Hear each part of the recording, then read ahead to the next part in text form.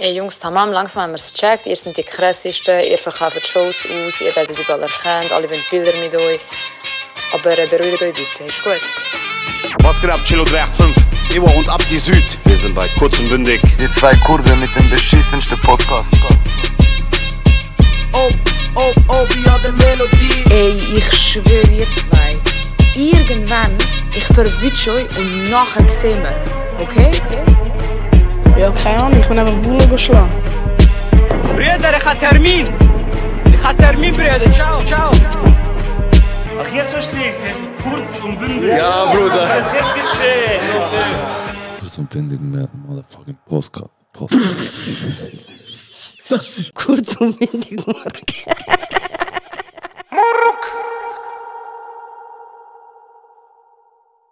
Herzlich willkommen zu... Was geht, liebe Leute? Willkommen zu einer weiteren Folge Kurz und Bündig. Folge Nummer 96. Kann das sein? Auf jeden Fall eine Folge näher zu 100. Und heute sind wir mit zwei speziellen Gästen. Und zwar links von mir ist... Der Davide oder auch Dave. Tschüss. Hallo miteinander. Du bist am Vape, oder was? Ja, bitte. Ein bisschen heiß. Schau mal, Baby, Mann. Links von Davide ist ein anderer sexy Motherfucker. Der Felix. Hoi Felix! Hoi, hoi. Der Felix! Und für all die sich fragen, wer die zwei sind, das sind sehr gute Kollegen von uns, die wir jetzt, glaube ich, eiskalt 2 Jahre. 2 Jahre lang 3 gesehen. Jahre. Und jetzt sind wir einfach da. Und 4 Jahre. Lange Zeit. Sehr, sehr lang. lange Zeit. Weißt du, 10 Jahre. Long time no see. Long time no see, man. Und Wirklich lange nicht mehr gesehen. wir nehmen jetzt straight mit ihnen eine Podcast-Folge auf. Ich weiß nicht, wie es kommt. Aber Jungs, wir haben den lange gesehen. Wir vermissen euch und wir haben mitbekommen, wir machen einen eigenen Podcast, ne? Also erstmal, wer hat euch erlaubt? Ja, machen wir das so, hä? Ja, das hat sich erübrigt, wo du in Kreis 6 gekommen bist und nicht Heu sagen gekommen bist. Ui. Krass. Ich bin in Handwerk dort. Ich weiß nicht, wer der Bro so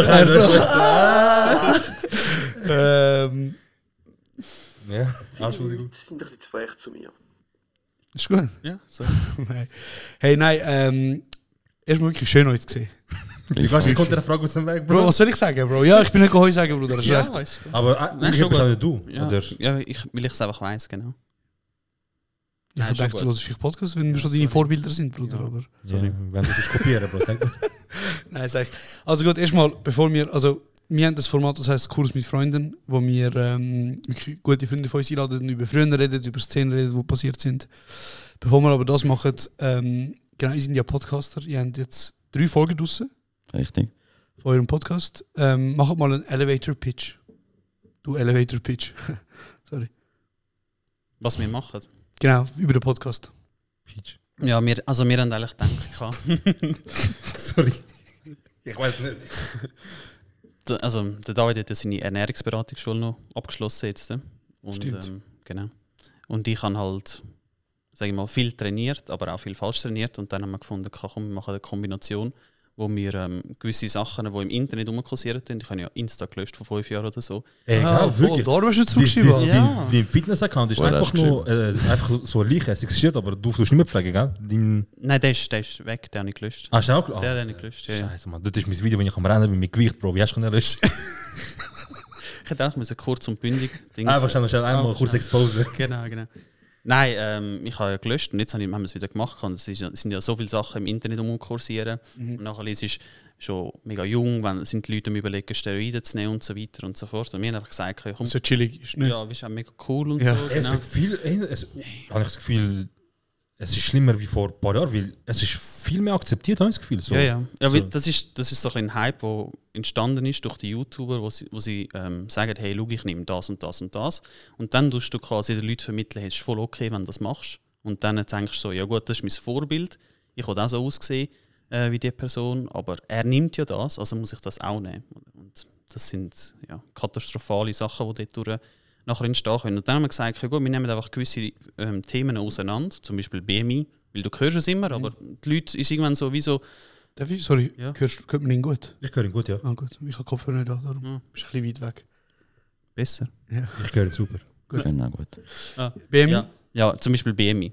Man sieht es überall, man denkt so, okay, Es ist ein Indikator, aber für was ist das ein Indikator? Und dann machen wir eigentlich Research machen, so ein bisschen zum herausfinden, von wo ist das, was ist entstanden, warum wird das in der Wissenschaft gebraucht, und dann geben wir so ein bisschen unsere Meinung zu dem ab, wo wir vielleicht auch in Berührung sind, persönliche Erfahrungen, wie das vielleicht auch einem nachher kann zusetzen, wenn irgendwie plötzlich steht Übergewicht oder Adipositas oder Untergewicht und so weiter, was das auslösen tut, und eigentlich so ein bisschen versuchen, wie man das in den Kontext setzen.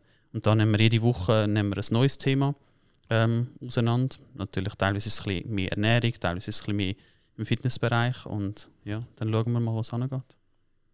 Krass.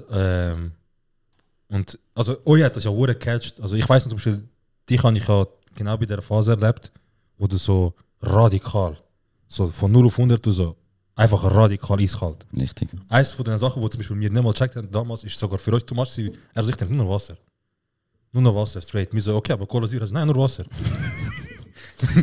Bis heute aber sehr nur Wasser. Aber wirklich, weißt du, nicht so krass. Und wenn das bis heute Jungs noch immer noch haben, das hat wirklich catch das Thema. Dann sind wir auf dem also dann ist wirklich, dann lassen wir euch, also der richtige so. Weil ich habe zum Beispiel auch mit dir Personal Training gehabt. Ich weiß nicht, ob du auch schon mal mit dir. Anscheinend nicht. Ich weiß nicht, vielleicht hast du auch mit den Jungs. Nein, etwas gut. Aber ich habe zum Beispiel mal in meinem Max-Gewicht, das ich hatte, bin ich zum Felix. Ich so, Bro, schau mich an. Er so, ja. Du hast radikal 20 Kilo abgenommen. 20 wäre gut, Bro. 20 wäre gut. Ich so, Bro, hilf mir.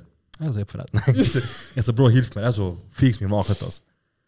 Und Bro, ich sage bis heute, ich habe sogar vor ein paar Folgen auch am Fitness gesagt, bis heute. 34, was war es? Ja, so um die 30. Bro, ich habe so krank und gesund abgenommen mit dem Typ. Wirklich crazy. Wir sind zusammen ins Training gegangen. Machst du noch Personal Coachings? Ja, also ich habe es nachher eingestellt. Ja, wegen Verletzung, gell? Ist damals gewesen, so ein bisschen, also, wo dich ein bisschen gezwungen hat, oder nicht? Also, warum ich aufgehört habe, so trainieren, ja, es sind Verletzungen gewesen. Also, es sind zwei, wo entstanden sind. Einmal im 2016, dort mit dem Bandscheibenvorfall. Ja, genau. Ja, genau. Und nachher 2019 hatte ich nochmal etwas. Also nicht Bandscheiben, aber Knochenödem. Also so im Knochen, im Knie, so Wasserablagerungen. Und das ist einfach auch aus dem Nichts entstanden. Und das hat mich so ein bisschen... Weil dort bin ich im Bionic am Arbeiten gewesen, also auch Personal Training umgeben, aber nachher hat es mir wie so ein bisschen den Nuki rausgehauen. Und dann ist Corona gekommen und all das zu, und dann hat sich das ein bisschen... Kannst du es nie mehr sagen, Bro? Erübrigt. Den Nuki raushauen? Ja. Ich finde es top. Wieso Sag nicht? nie mehr. Der geht der Podcast, Bro. Bro, ich touch dich kaputt. Aber der ist Bro, sag ich Bro, ich touch dich kaputt, Bro. Ja.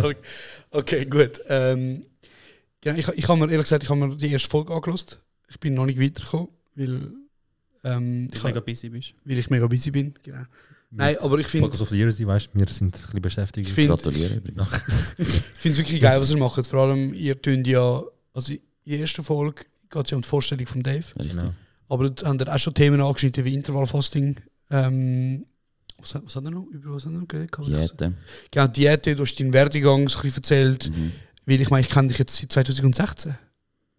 Ja. Nein, vorher. 14 haben wir uns kennengelernt. Wir kennen uns. Wenn wir doch mal schnell kurz sagen, damit die Leute checken, von wo wir uns kennen. Genau, ja. Noch kurz, also 2014, das ist seit 10 Jahren. Ihr habt es bis Dings angefangen, Bei dem Dreckshurensohnverein, Swisscom.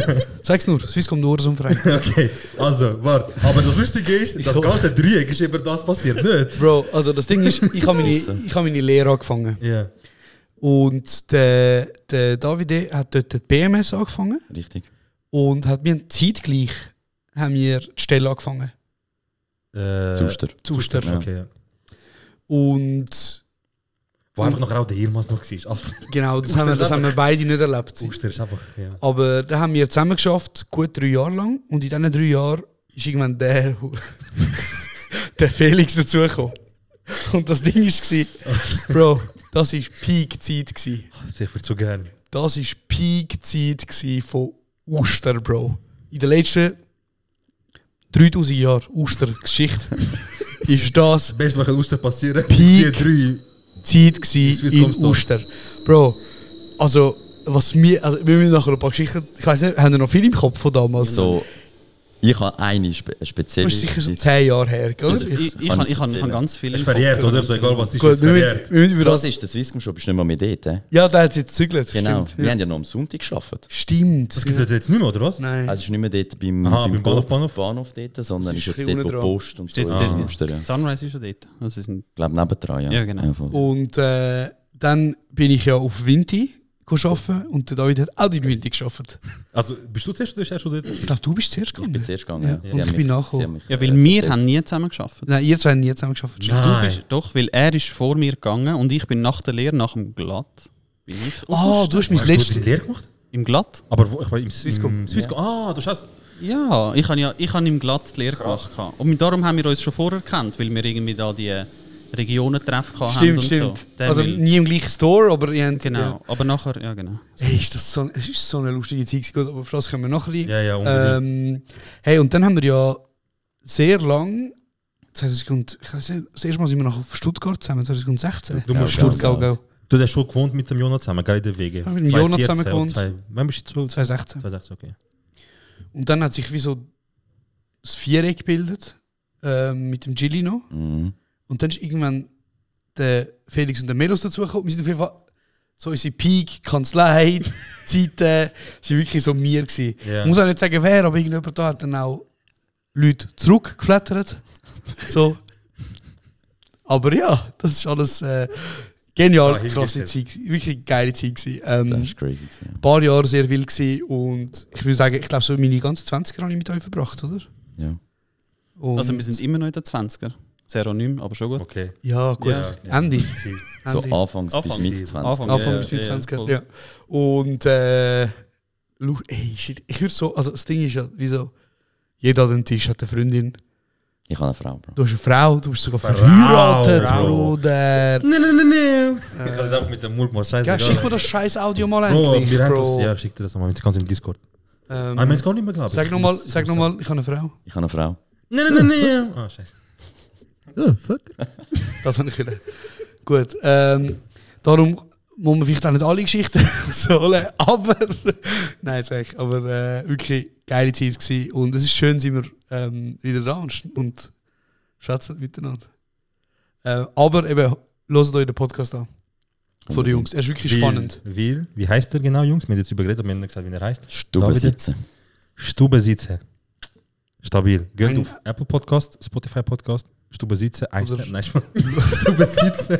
Schaut einfach da in unserer Bio nach dem Link. Genau. Geben wir den Podcast von den zwei Jungs. Aber das ist mich gleich noch Wunder. Mhm. Irgendwann haben sich unsere Wege getrennt. Ja. Das ist 2020. Das ist, glaube ich, so ziemlich nach... Das war, glaube ich, vor Corona gewesen. Oder so stimmt. während 1920 hat es so ein 1920 bisschen auseinandergelebt. Ja. Genau. Haben sich die Wege auseinandergelebt. Wie ist das passiert mit euch zwei? Also ich und der Felix haben uns eigentlich immer wieder mal gehört gehabt, sind auch etwas trinken, essen. Mhm. Nachher, wer hat zuerst den Mund genommen? Schon der David, oder? Der will schon auch sagen. Schon auch. Oder? Also. Keine Seite, bis alle Verweigert Aussage. Ja. Aber nachher auch länger nicht. Und ich habe so eben durch meine Ernährungsberatung und ich habe gedacht, das ist ein Thema, das interessant ist, das die Leute interessiert, wo aber auch sehr persönlich ist, sehr intim ist. Und mein Ziel ist eigentlich auch mit der Ernährungsberatung Leute unterstützen und helfen, die so ein bisschen das Gleiche durchgemacht haben wie ich. Im Sinne von Jojo-Effekt, abgenommen, zugenommen, die Ernährung umgestellt etc. Und habe das so ein bisschen in die Welt heraustragen. Und meine Idee war aber, ich will es nicht allein machen. Mhm. Und da habe ich am Felix geschrieben, weil ich halt gewusst, er ist auch Fitness, geht ein bisschen Hand in Hand mit der Ernährung. Kurz vor IV, aber ja. Hey Felix, was läuft? Weißt du, über Sport und so. Hey Bro, gib mir eine Trainingssession und dann IV, dann können wir immer aufnehmen, Bro. Genau, und dann habe ich ihm geschrieben und dann, ja, so ist es entstanden eigentlich. Okay, wie lange plant ihr das schon?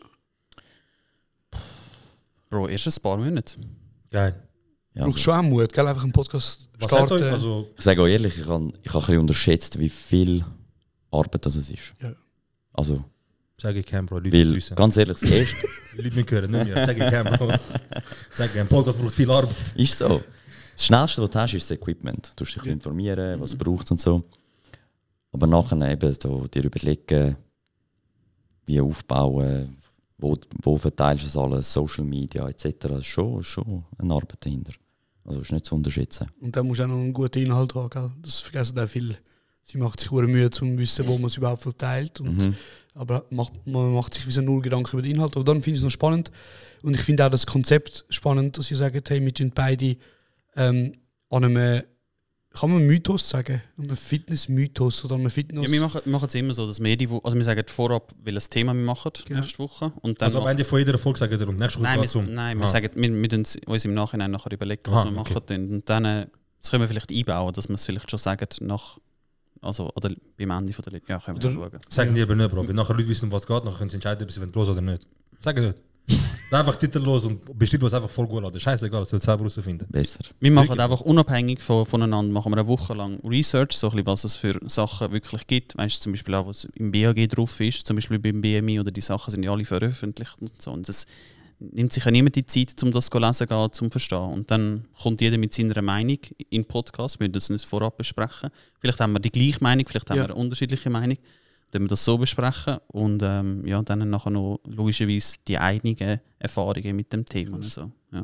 Okay. Was heißt, ich habe letztens gerade immer wieder so ein paar Sachen gelesen von so Artikeln, wo Leute generell BMI hinterfragen. Also sie sagen so, ist das noch, also anhand von was, ist das noch aktuell? Das ist ja schon immer ein umstrittenes Thema. Ja, voll. Wie seht ihr das? Der BMI. Los die Folge erstmal. Die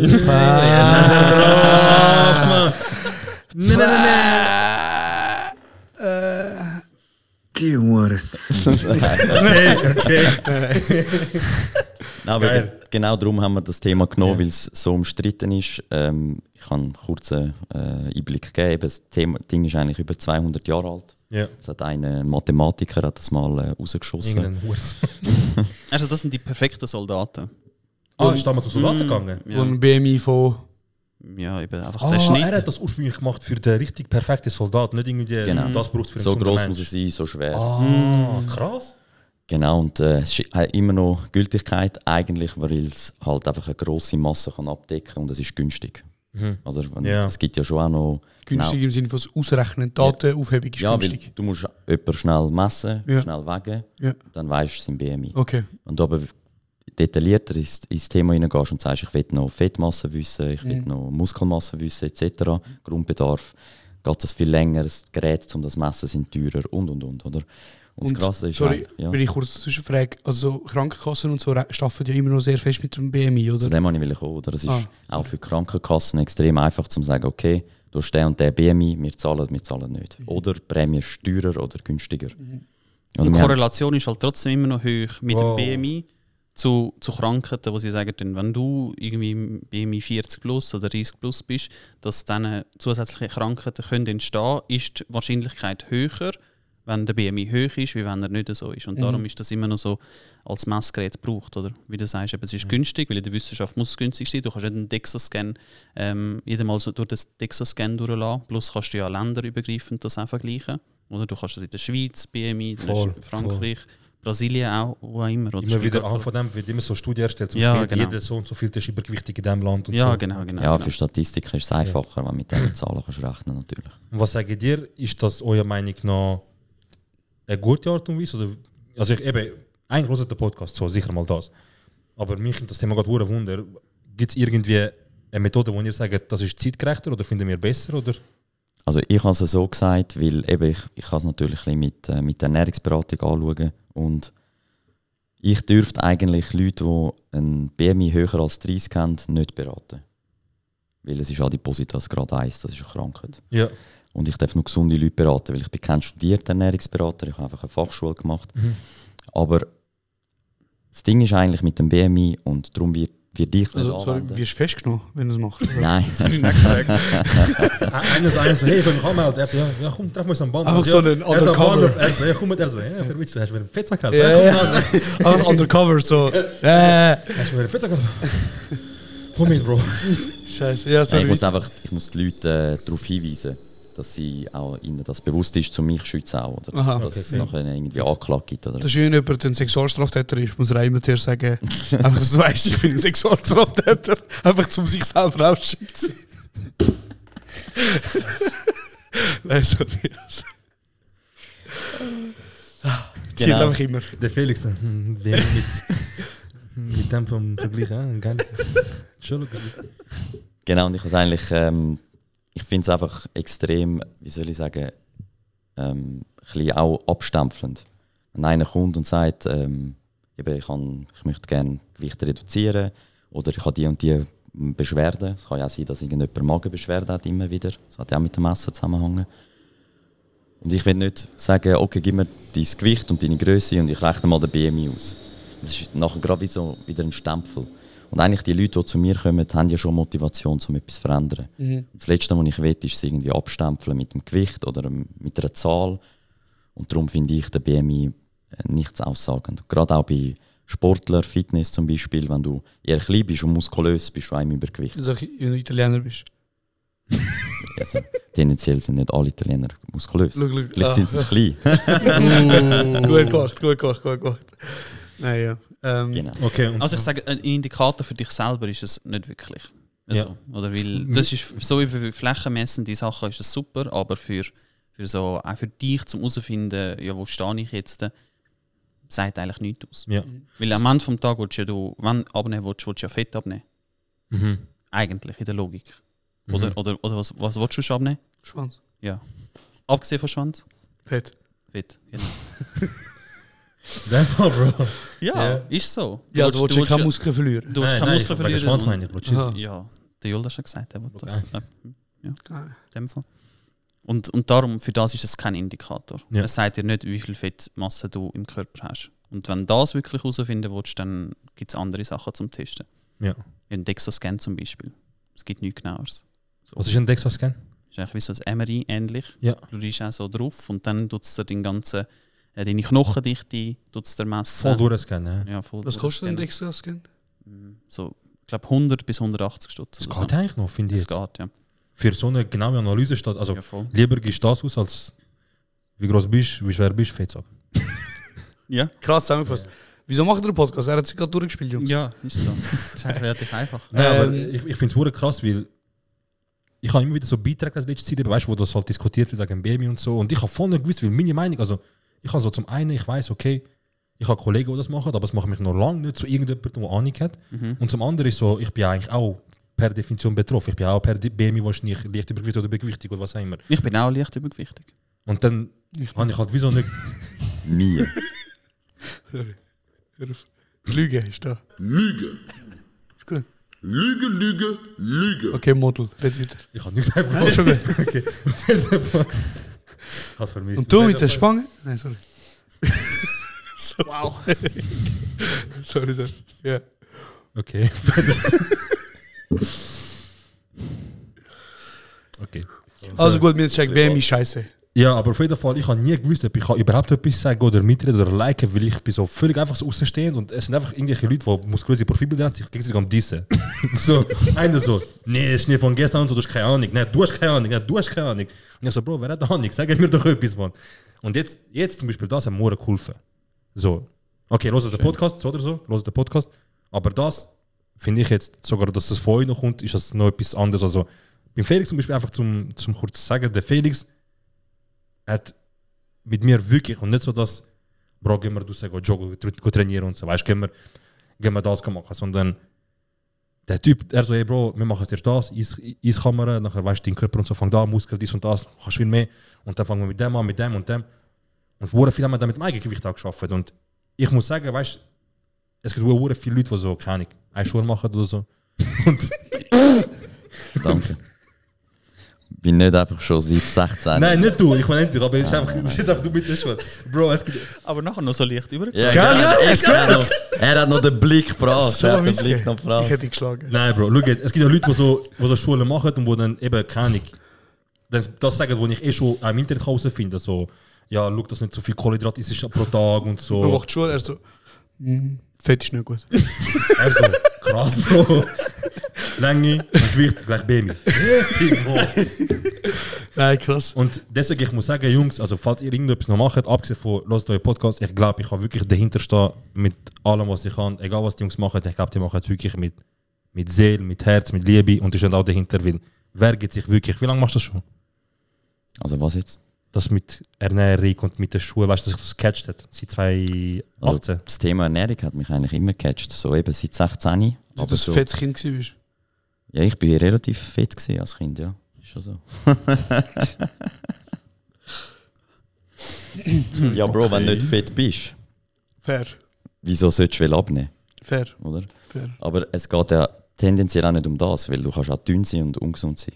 Nein, ich glaube. Aber so zu deiner Frage zurück, ja, es hat so, ich sage mal, 2017, 2018 hat es wirklich angefangen, dass ich mich vertiefter informiert habe. Und die Schule habe ich jetzt vor einem halben Jahr angefangen und bin jetzt im März, April fertig geworden.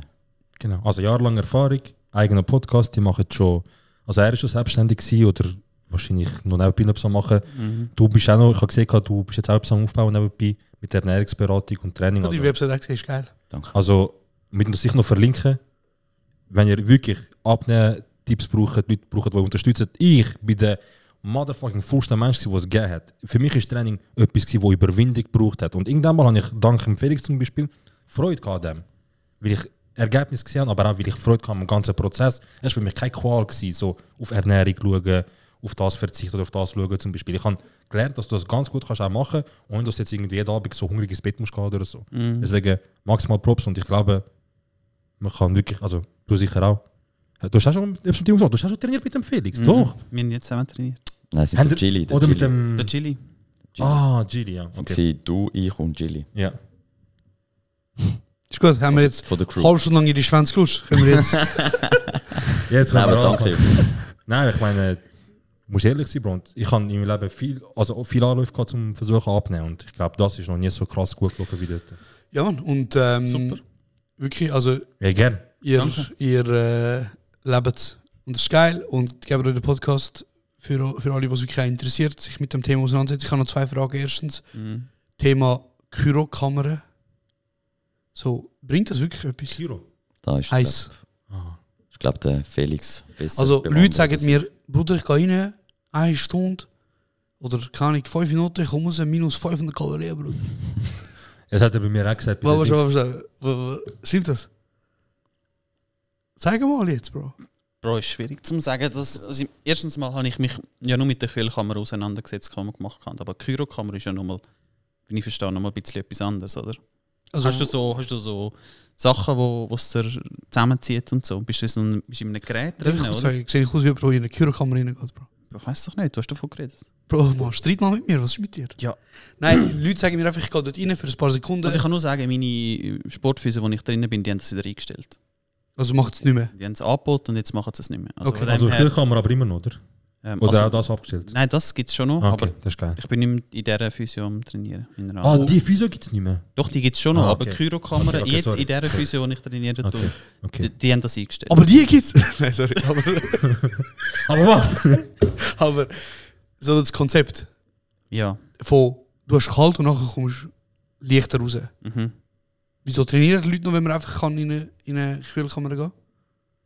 Ja, Bro, es funktioniert schon nicht einfach so. Darf ich das erste sagen, was ich gesagt habe, als er mich in die Kühlkammer gebracht hat?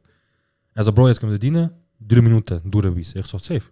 Er so, und nachher gehen wir voll ins Training. Ich so, geil. Ich so, wieso machen wir es genau? Also, ja, eben, er sagt es nachher sicher, aber auf jeden Fall, ich so, Bro, verliere ich Kalorien dann 3 Minuten. Er so, ja. Ich so, wie viel? Er so, etwa so viel wie ein Medium beim Mac. Nachher ich so, Bro, dann scheiß auf Training. Er so, Das ist ja, dann viel. machst du für nichts das Ganze, weil das kostet die 3 Minuten. Das ist noch wenig Geld. Er hat gesagt, das ist additional für das Training, damit es noch besser wird. Jetzt kannst du ergänzen, wieso, warum. Sonst so. Ja, wenn du kalt hast, was macht dein Körper? Tut ja Blut zirkulieren durch den Körper viel schneller, oder? Und durch das, weil das so angeregt wird, schafft dein Körper oder so. Und dann sagt man, mit dem tust du nachher noch zusätzliche Kilokalorien verbrennen. Und wenn du nachher trainieren gehst und deine Blutzirkulation schon voll angeregt ist, dann kann dir das helfen im Training. So. Viel brauchen es halt auch für die Regeneration. Also So. was jetzt ja extrem aufgekommen ist Eisbaden. Ja, gell? Haben das sicher auch schon gesehen. Schlimm. Ja, das ist aber... Ja. Ist das nicht etwa der gleiche Effekt wie Es gibt eine Eiskamera? Diskussion mit dem Felix. Was hast du Können wir wieder nicht mal ausreden lassen, bitte? Safe. Wer Also jetzt? Eisbaden machst du nicht zum das Training optimieren, sondern es ist mehr Regeneration. Und es schüttet einfach extrem viel Dopamin aus, also Glückshormon. Du gehst rein, 5 Minuten, und es schüttet irgendwie mehr Dopamin aus, als wenn du zum Beispiel koksen würdest. Das ist jetzt so ein bisschen der Trend. Überleg. der aufgekommen ist. Überleg, Bro. Allein ziehen, während du im Ding bist. Im Limmat im Winter. Bruder, überleg, Bro. Multiplikation. Überleg. Nein, sorry. Und du findest, das ist eine dumme, also... Ich sage einfach, du musst nicht immer in die Kühlkammer gehen, um dass du nachher irgendwie fitter wirst. Oder Logisch nicht, nein. Weißt du, was ich meine? Dann kannst du auch sagen, ja gut, dann müsstest du nur im Bionic trainieren mit IMS, also weißt, mit den Elektroden, die du zusätzlich bekommst, weil du durch das auch mehr verbrennen tust. Aber es ist eigentlich, musst du es ja können langfristig machen und irgendeinen Weg finden, der auch für dich passen tut. Und dann also weißt, ich finde, das Wichtigste ist ja einfach eine gesunde Beziehung zu Essen zu entwickeln und auch zu verstehen. Das ist auch wichtig, dass du dich selber wohlfühlst in deinem Körper. Und wenn du dich nicht wohlfühlst, dann machst du etwas, dass du dich wohlfühlst. So. Natürlich, aber ich meine zum Beispiel auch eine gewisse Entwicklung oder eine gewisse Beziehung zum Essen entwickeln. Ja, sicher. Wo du dann zum Beispiel auch checkst, ja gut, was passiert mit meinem Körper, wenn ich jetzt eine Woche lang jeden Tag noch Frischkäse draufhaue überall und was weiß ich für Scheiß mache. Und findet ihr nicht den ganzen Fitnesswahn, der sich in den letzten 15 Jahren verändert hat und auch reingesteigert hat? Also ich meine zum Beispiel, es gibt ja Studien, die zeigen, dass das Problem, das jahrelang nur Frauen hatten, jetzt Männer in den letzten 10 Jahren auch haben. Und zwar das Problem mit dem veränderten Körperbild, das Problem mit dem, dass die Gesellschaft erwartet, dass Männer auch auf einmal ein gewisses Körperbild haben. Muscle Dysmorphia. Genau. Jetzt haben die nicht das Gefühl, dass das auch für die Mental Health zum Beispiel kann ein Schlag in die Fresse sein, wenn man obsessiv sich mit dem Thema Ernährung und mit dem Thema Fitness auseinandersetzt. Wie zum Beispiel, ich mache noch eine Folgefrage, dann kann ich gerade reden. Zum Beispiel etwas, was mega umstritten ist, ist das Kalorienzählen. Weil das ja einerseits viel bringt, wenn man eine gewisse Ahnung entwickelt, aber auch mega Trigger ist für Essstörungen. Was haltet ihr von diesem Thema? Also ich sage zu dem, ich habe gesagt, ich habe 5 Jahre kein Insta gehabt, jetzt haben wir, unser Insta-Channel da ist im Health-Fitness-Bereich. Wer ist Andrew Tate? Top G am Gott. Wer ist Andrew Tate? Wer ist Top G? Was läuft?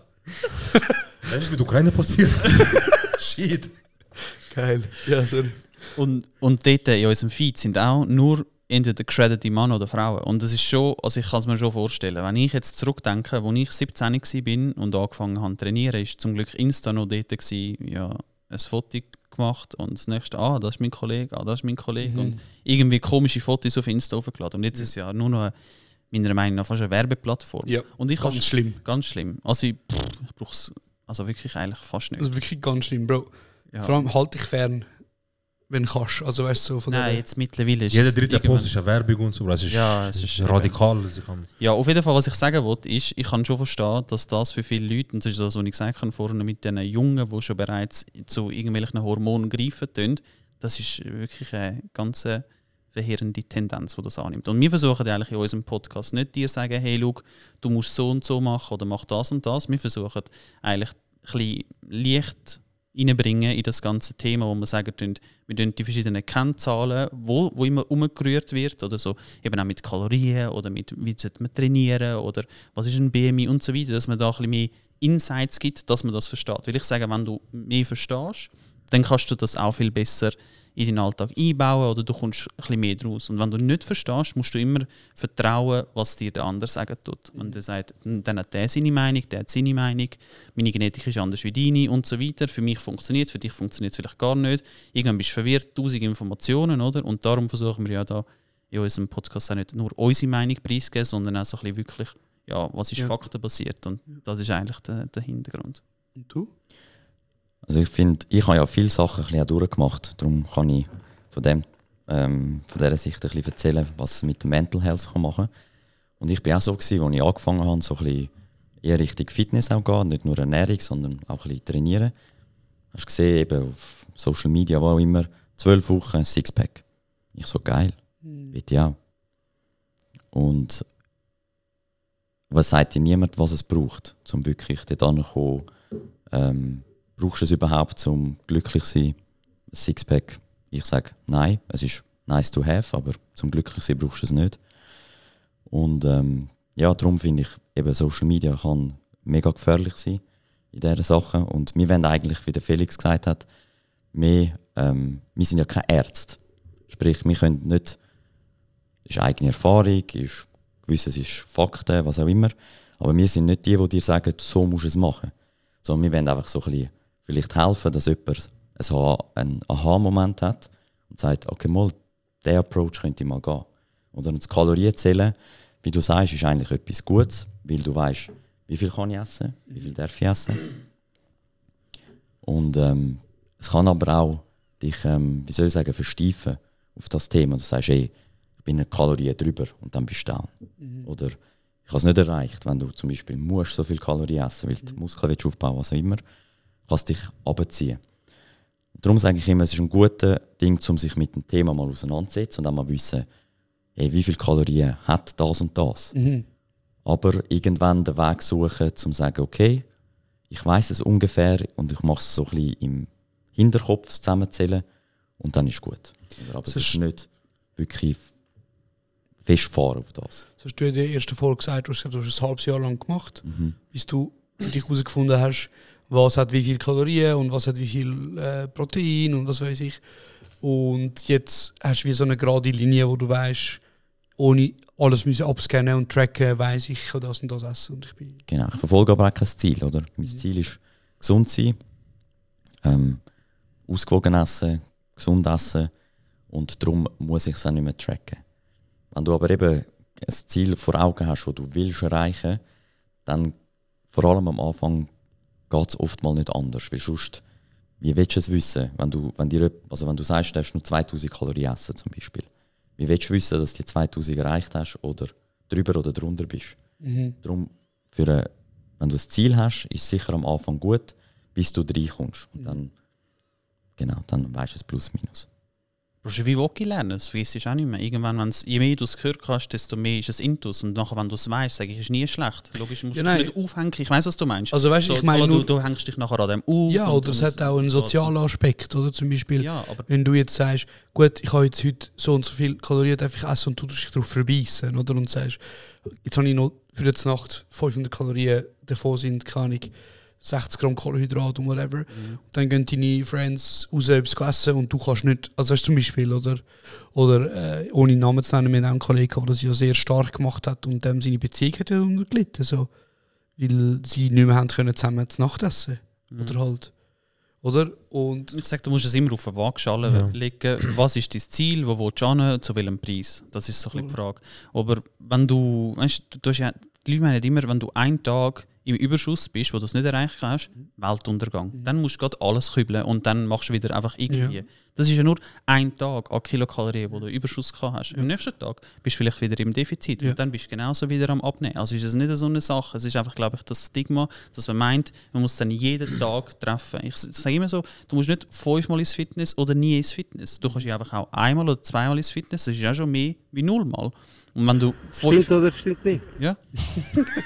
Hey Bro, das hast du gerade gut gesagt. Das hast du gerade wirklich gut gesagt. Und ich glaube, das ist so die Quintessenz, die ich aus der ersten Folge raushole von eurem Podcast. Und zwar, hey, einfach eine Diät machen und dann irgendwann, wenn es nicht mehr durchziehst, einfach komplett aufhören, ist der falsche Weg. Sondern du hast, Felix, du hast da wieder mal gefragt, ja, was ist dir denn noch übrig geblieben aus dem, oder was ist dir hängen geblieben aus dem, oder aus diesen Diäten oder aus dem Intervallfasting oder aus dem Kalorienzählen. Das finde ich sehr spannend und wirklich auch interessant und ich glaube, es kann gut sein, mal da eine Meinung zu hören von jemandem, der nicht einen Bias hat, oder also ich sind ja nicht irgendeine Firma oder Krankenkasse im Hintergrund, wo ich sagt, macht das und das und das, darum sehr spannend, ja.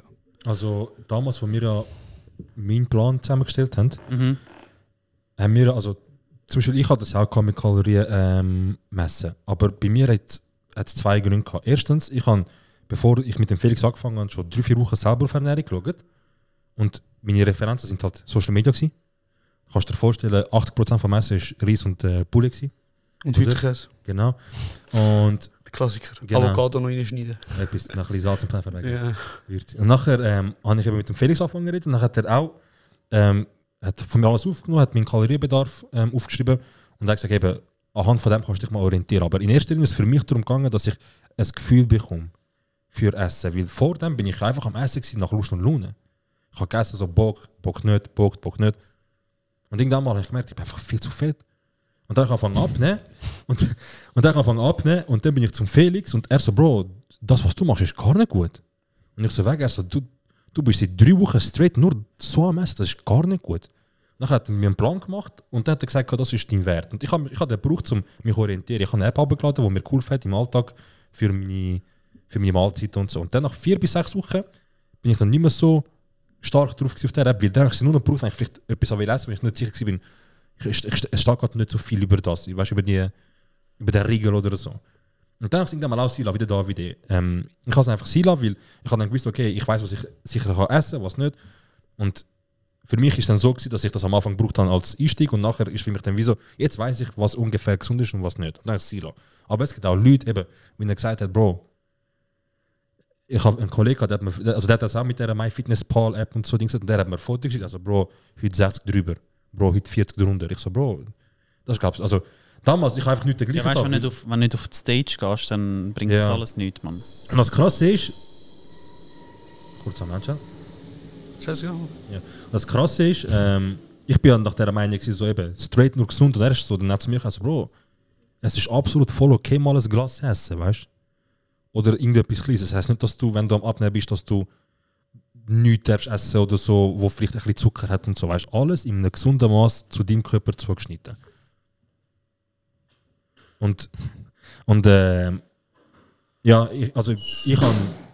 Für mich hat das mit der Kalorie extrem geholfen, weil es hat mir geholfen, ein Feingefühl für Essen und für was ist gut für mich und was nicht.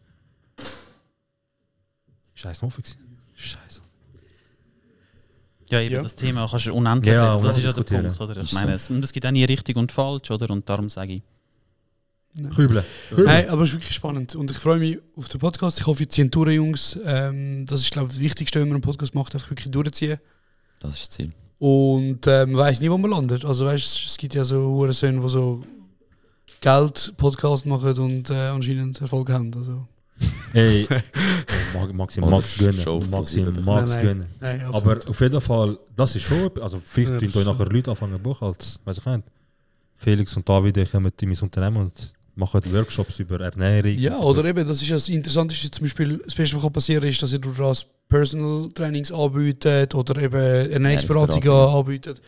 Eigentlich urschlau. Also weißt du, uns macht ja Spaß hoffentlich und das ist ja richtig geil. Ja. Wie heisst denn die Insta-Seite nochmal schon wieder? Also, will jetzt? Die, wo du hast für deine Ernährungsberatung. Dayfeed.ch. Schau bei Dayfeed, er hat das Foto, wo das ist schlau. Ja. Stimmt, ich habe es dort schon gedacht. David ist schlau. Schaut sein Insta, dann seht ihr auf einem Foto wirklich sogar von früher mit ein bisschen runderen Gesicht. Das haben wir früher noch gute Zeiten gehabt. Ja, geil, Jungs. Ich freue mich auf jeden Fall sehr drauf. Schön sind ihr heute da. Jetzt haben wir gleich auch schon über 40 Minuten über euren Drecks-Scheiss-Podcast geredet. Das hat es mega interessiert. Bro, mich hat es interessiert. Ja, sicher. Das ist mir ein Wunder. Ja, über was wollen wir reden? Also, ich wollte ja kurz herausfinden, wenn wir uns wirklich zuletzt gesehen haben. Und nicht so, ciao Bro, was läuft, ich muss weiter. Ist das legendäre Meeting? Nein, ich glaube wirklich nicht. Bro, ich glaube nicht. Ich glaube, wir haben schon nachdem noch wieder gesehen, Bro, nicht? Nein, wir haben das fix nachdem. Ich glaube, bei der neuen Wohnung haben wir noch uns gesehen, glaube ich. Auch schon zu viel. Neu. Also, ja. Aber damals haben wir, glaube ich, noch Risiko gespielt. Ist das... Ja. Einmal haben wir noch beim Pokern. Haben wir das auch mal gesehen? Also du bist gepokern. Bei mir, also bei uns, wo der Servo nicht gekommen ist, stimmt. Dann haben wir noch Werwölfe-Runde gemacht, da war sogar meine Frau dabei gewesen. Stimmt. Bei seiner Mami? Nein. Dort auch, aber nachher neu in den Wege. Ja. Stimmt. Ja.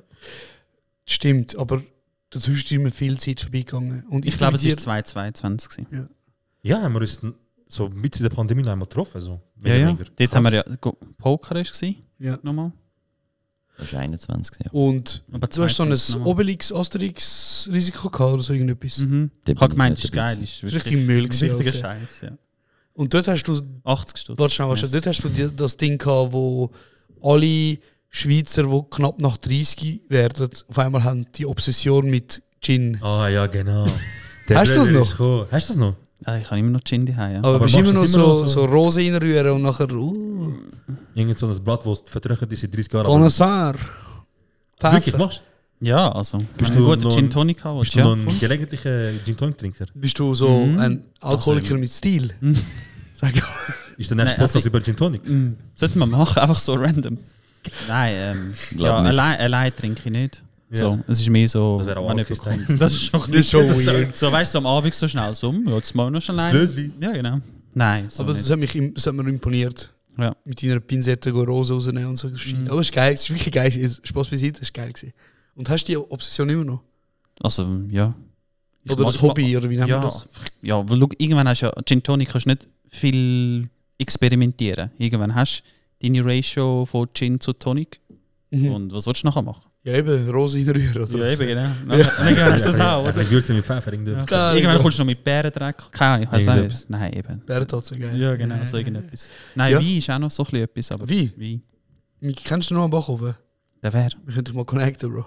So ein Missgeburt, der mit Wein, keine Ahnung. Irgendwelche Sachen, es droppt über wie als hätte er Ahnung, Bro. Er droppt irgendwelche Fachwörter, also hey, das. Er ist doch Koch, nicht? Ja, Shoutout Noah, du Missgeburt. Er ist Koch und Dings. Er ist auch mal da gewesen, oder? Ja, ist eine geile Sicht. Das ist wirklich geil. Nein, ist einfach interessant. Aber jetzt nicht im Übermaß. Okay. Und deine Eltern haben immer noch den geile. Nein, nicht mehr. Nein! Wo ist der Mann? Was ist passiert? Also meine Eltern haben im 2017 oder 2018 es schon weggegeben, weil wo meine Nichte auf die Welt gekommen ist, haben sie ein bisschen mehr Zeit wollen mit Weil ihr kann keine geile Pizza mehr essen. Kannst du zu uns kommen, wir haben Pizza. Ich direkt. Also zu meinen Eltern heim. Ja, und dann haben sie es aufgegeben, weil sie einfach mehr Zeit mit Nichten wollen verbringen. Weil es ist schon viel Arbeit. Ja. Selbst wenn es kein Restaurant war, aber so ein Kaffee am Sportplatz. Ja, trotzdem, Bro, ist immer wieder los. Es ist real as fuck, Bro. Aber mega viel Aufwand. Und dann haben sie einfach, also wirklich jeden Abend gearbeitet, Samstag, Sonntag. Dann haben sie einfach gesagt, weißt du was, wir wollen ein bisschen mehr Zeit mit der Familie verbringen. Und FC Spiritus Spectaculos? Gibt's noch? Ich bin Präsident übrigens. Ohne Scheiß, Bruder! Einfach der Pep Guardiola oder so, keine Ahnung. Der ist Trainer. Bro, einfach Vereinspräsident. Bist du der, der Transfervertrag? Transfer. Genau, ich bin Vereinspräsident. Ich spiele aber auch noch aktiv, selber. Krass. Ja, voll. Trainer bist du auch? Nein, das Wer nicht. ist Trainer? Spielertrainer, Pressi, alles. Alles, Bro. Kennst du nicht? Libero? Bro, vielleicht keine. Ich? Keine Ahnung. Nein. Okay, und sind jetzt Guardiola? Wie läuft die Saison? Ist jetzt fertig. Wir haben, wir sind leider nicht aufgestiegen. Oh, krass. Sind immer noch 7. Liga? 5. Liga. Okay. Aber ist immer... Ist die tiefste in der Schweiz. Keine Ahnung, Bro. Ey, nein. Also sind die alles nur italienisch? Nein, gar nicht. Witzig, alle, die Lust haben, können kommen. Was ist das für eine Aussage? Ich hab gemeint. Bro, der Arber ist auch dort, Bro, im Goal. Aber warte mal schnell. Also der Spectaculus... Wie heißt der? Bro, Virtus Manolata. Ja, aber du weißt schon, was ich meine, Bro. Spektakulus. Was ist das? Spiritus Dos Antem, FC... FC Requesta in Pace, Bro. Krass, also warte schnell. Wir sind 5. Liga. Richtig. Und... Was ist denn? Du bist emotional. Ja, ich hab's jedes Mal, mein Gott. Und, also warte schnell. Gibt es dort ein Alters... Sag jetzt mal, Klammern. Also, wir haben 3 Mannschaften. Wir haben D-Junioren. Der FC Spiritus Dos Santimos hat 3? 3? 3. D-Junioren, C-Junioren und eine Aktivmannschaft. Ja. Und aktiv kannst du so ab 17, wenn du willst. Also ich war 17 dort zumal, kannst du anfangen zu spielen. Und bist du der Jüngste von im Verein, damals? Ja. Eigentlich vom Jüngsten zum Präsident, hä? Ja, Mann. Krass, Steuer hinter dir und so? Du zahlst keine Steuer als Verein. Ah, okay, keine Ahnung. Das ist ja. Genau, ja. Und was bist du für Position? Präsident? 6er. Stabil. Wunderwort, Bro. Erst, ey, weißt du was? Du geh aus, ich besteuere mir jetzt. Aber warte mal schnell. In dem Fall, wenn ihr... Was D und E-Junioren? D und C. D und C-Junioren. Das heisst... Zwischen 10 und 14. Genau, und das sind Leute... Also es braucht ja mindestens etwa 18 in einem Verein. Also für die Mannschaft, meinst du? Ja. Also 11 sind ja auf Platz, aber ich meine... Bei den D-Junioren nicht, dort spielst du 9er Fußball. Also brauchst du 12, 13 Leute, also Kinder. Und das hast du? Ja, sonst hätten wir keine Mannschaft. Ja, wenn wir spielen, gehen wir 40. Vielleicht schickt einer von neu gekommen sind aus Italien, keine Ahnung. Rasier dich. Du gehst so Immigrantenverein, oder was? Rasier dich gar nicht, Bruder. Er hat mit der Groß, aber so einer, weißt du. Paolo! Ja. Der erste. Geburtstag. Ja. Der erste. Verteidigung, ja, Chef. Ja, krass, Mann. Wie Servet? Einfach etwas. Jungs, gamen dir noch? Ich darf nicht über Gamer reden, weil immer wenn wir Gamer reden, gehen sie alle so ab, Bro. Aber jetzt muss ich Wieso hast du jetzt auf das? Ich weiss nicht. Das war spannend gewesen. Ich weiss nicht. Ja, ich denke, fertig, Bro. Nein. Spektakulus. Nein, es ist mich nur wunder, was ich Leben ausschläft. Ja, sicher, aber ich. Oh Gott. Also, Sarah will einfach über Gamer warte, reden. du bist jetzt Fußballpräsi. Yes. Und du? Ich nicht. Ja, viel erreicht. Er so, ja, ich habe. Was machst denn du jetzt momentan? Du musst ja die Firma nicht nennen. Kannst du auch sagen, was du ungefähr machst? Ich bin gar nicht am Arbeiten. Wirklich? Also nicht angestellt, nein. Aber bist du einfach selbstständig erwerbend? Ja. Bist du Straßenapotheker? Ja, und am Studieren. Ah, du studierst? Was studierst du? Hey, College. Was studierst du? Sportmanagement. Ah, was? Zum nachher bei Spektakulus Sportmanagement machen. Ja. Er übernimmt nachher. Bro, er tut nachher Transfers holen. Bro. Ah, Er hat die Natalie von Ruhestand.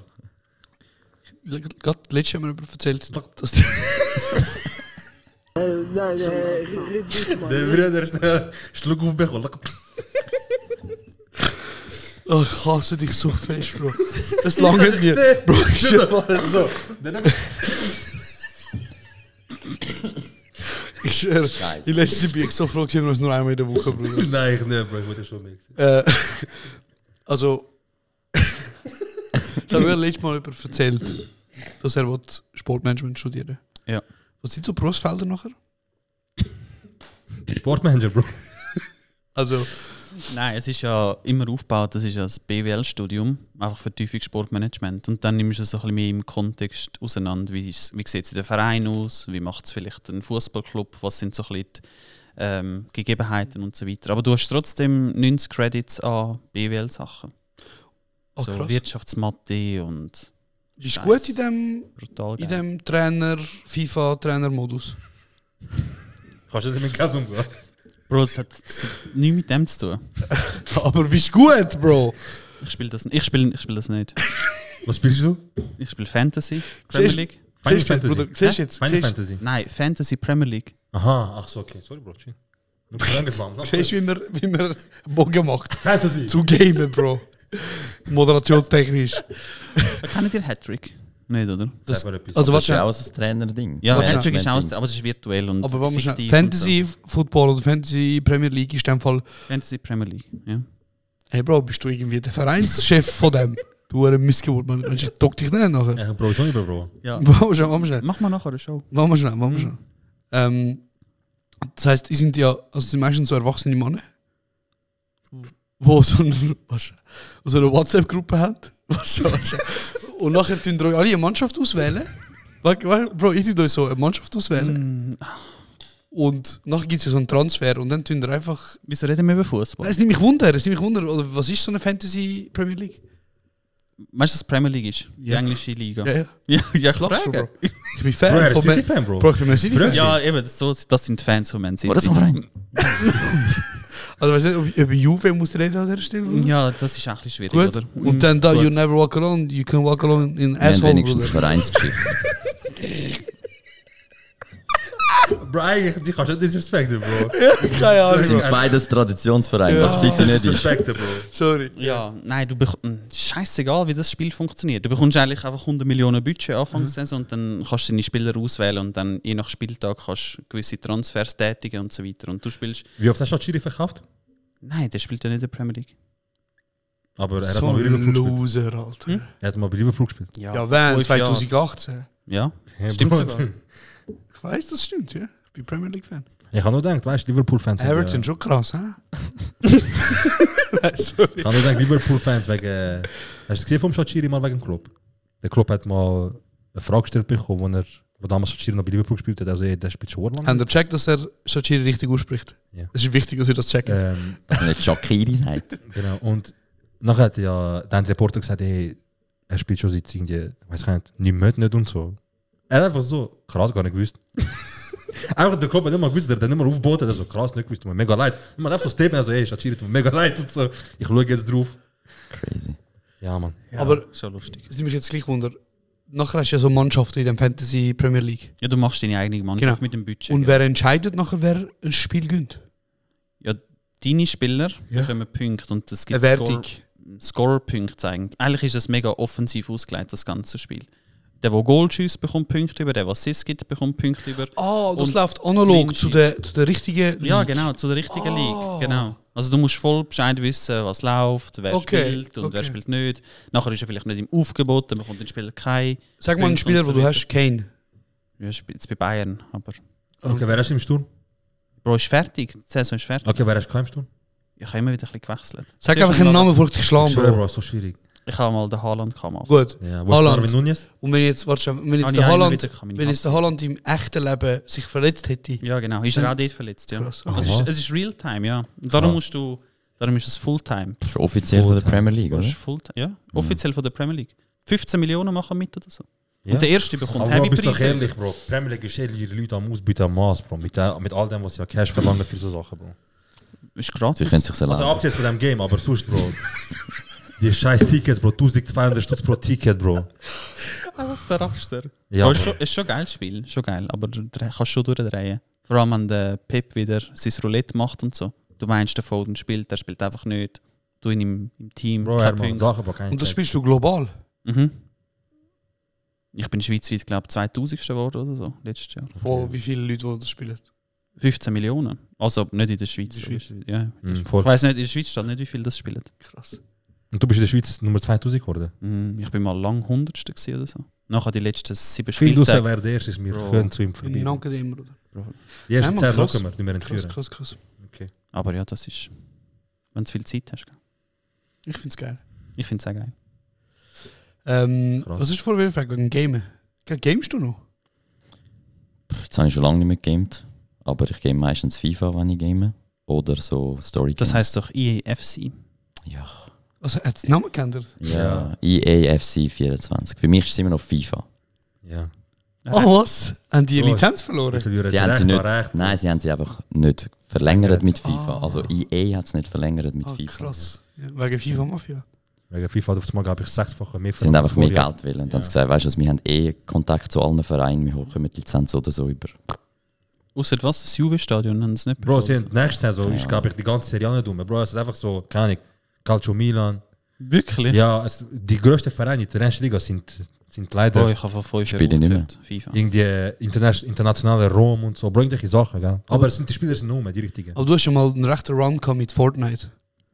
Und Weekend League wow, können wir das schnell anfangen? Fortnite. Nein, genau. Nein, du hast er hat Geld ausgegeben für einen Fortnite-Controller, Bro. Wow. Nein, was für ein Fortnite-Controller? Doch, Bro, so ein spezieller, der nur für Fortnite kann. So ein Pro-Controller hast du. Bro, ich habe einfach Pedals hinten dran, ja. Wo du kannst programmieren. Ja, aber es hat dich irgendwie 180 Schuss gekostet oder so. Also ich habe auch einen Pro-Controller. Aber einfach, weil es bequemer ist als der normal. Was gibst du auf den Pro? Ich habe meine Story-Games. Das war kein Hit gewesen? Nee? Seriös? Nein, ich habe einen Controller gebraucht. Spielst du Cyberpunk? Nicht mehr. Aber hast du gespielt? Ja. Das ist schon geil. Wirklich geil. Aber weißt du, bleib mir schnell wie Fortnite. Also, bevor du 6K hast, hast du ja sehr viel gegamed. Unter anderem Fortnite. Fall. Nein, Bro, Fortnite ist... Wann ist das rausgekommen? 2017? Da bin ich 22 gewesen. Aber du hast schon einen Run gehabt, kurz. Du hast schon eine Phase gehabt, wo du lang bist. Kannst du schon, Bro, das ist ja, ein Safe Space. Bro, dort war MW2 gewesen, wo man game kann mit 14. Hast du nicht YouTube-Videos hochgeladen, wie du gamest? Ja. Hör auf lachen, Bro. Und... warte. Und nachher mit 14 ich stelle jetzt eine Frage und du kannst sagen, wahr oder falsch. Okay. Hot Round. Wenn man dich gestresst hat, hast du nicht auch mich gesagt, komm, 1 gegen 1 in Fortnite? Ja.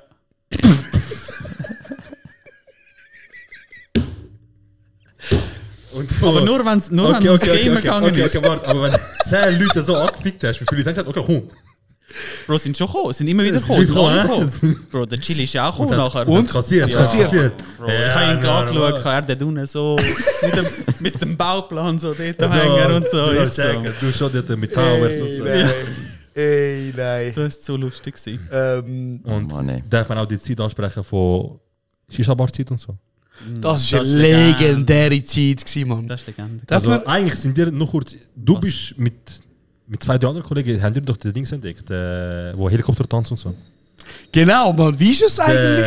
Hast du eigentlich mal Cash bekommen für das? Oder sind da irgendwie... Der MS-Style. Ja, der MS-Style. Du hast ja den MS-Style erfunden eigentlich. Ja, die haben entdeckt, so bevor... Also ihr habt eigentlich gewusst, wer er ist, bevor er Fame wurde und nachher haben die irgendwie so... Das ist eigentlich Wir müssen fies, mich ja. aufklären, was ist das? Also, Hast du den MS-Style Bro, nicht? er ist dein Landsmann, wie kennst du MS-Style nicht? Bro, wahrscheinlich. Wie kennst du den Massimo nicht, Mann? Bro, wie kennst du Ja, nicht? Helikopter! Heißt du nicht Maurizio? Maurizio. Auch nicht so. Bro. Alessandro, kannst du Der nicht Fittige Alessandro? Gang. Das ist sein Bruder. Das ist sein Bruder. Ist sein Der Bruder. Fittige Gang ist sein Bruder und der macht Also, Helikopter. warte, das müssen wir schnell den Leuten erklären. Okay. Also eben, es gibt ja den MS-Style und der MS-Style ist ja bekannt dafür, dass er an jeder Occasion, ob es jetzt eine Beerdigung ist oder, oder eine Talentshow oder eine Hochzeit, kommt er einfach raus und er hat so er hat so Knie-Pads, so Schützer. Früher hat er noch keinen gehabt. Die leitet er an, das ist ja gut. Ja, Ich meine, er ist auch schon. Hardcore gewesen, Bro. Er ist ja, nein, aber er ist also seit 10 Jahren im professionellen Helikoptertanz. Ja, Also, irgendwann mal nicht machen. Irgendwann macht es nicht mehr mit. Und er hat so einen speziellen Tanzmove, Bro, wo er den Helikopter. Also, du kannst es da besser erklären. Ja, Ich- also ich- eigentlich... Was, zeigst du mir das Video? Ich zeige am einfachsten. Nein. Also, ja. Nein, aber unsere Nein, Hörer schon gut. hören das ja nicht. Ja, eben. Okay, du kannst beschreiben und nachher zeige ich es ihm. Ich glaube nicht, dass du, wenn du ihn beschreibst. Wie tanzt jemand Helikopter? Bro, er rennt, er läuft und nachher macht er so X-Bein und springt so runter. So. Und nachher dreht er sich, währenddem er das macht. Das ist sehr gut. Und geh erklärt. wieder Ich was vor, Und geht wieder rauf. Und nachher... Er sieht aus wie ein Beyblade, Bro. Ja. Er sieht aus wie ein Beyblade.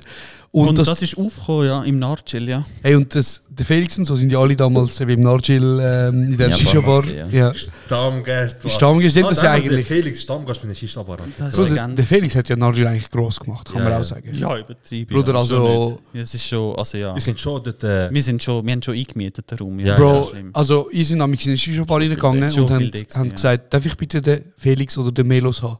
Wir haben, Ja, so, ja, haben so eine Shisha gebracht, die nicht auf der Karte steht, Bruder. Bro, Ja. ihr sind sogar selber Shisha einmal machen. Wir sind euch so, Cola selber so, geholt, Junge. Sogar Wirklich. so- Ganz eine schlimme Zeit gewesen, Ja. Bro. Sogar so wir haben zahlen schon sind ihr selber, ihr habt das Gerät genommen.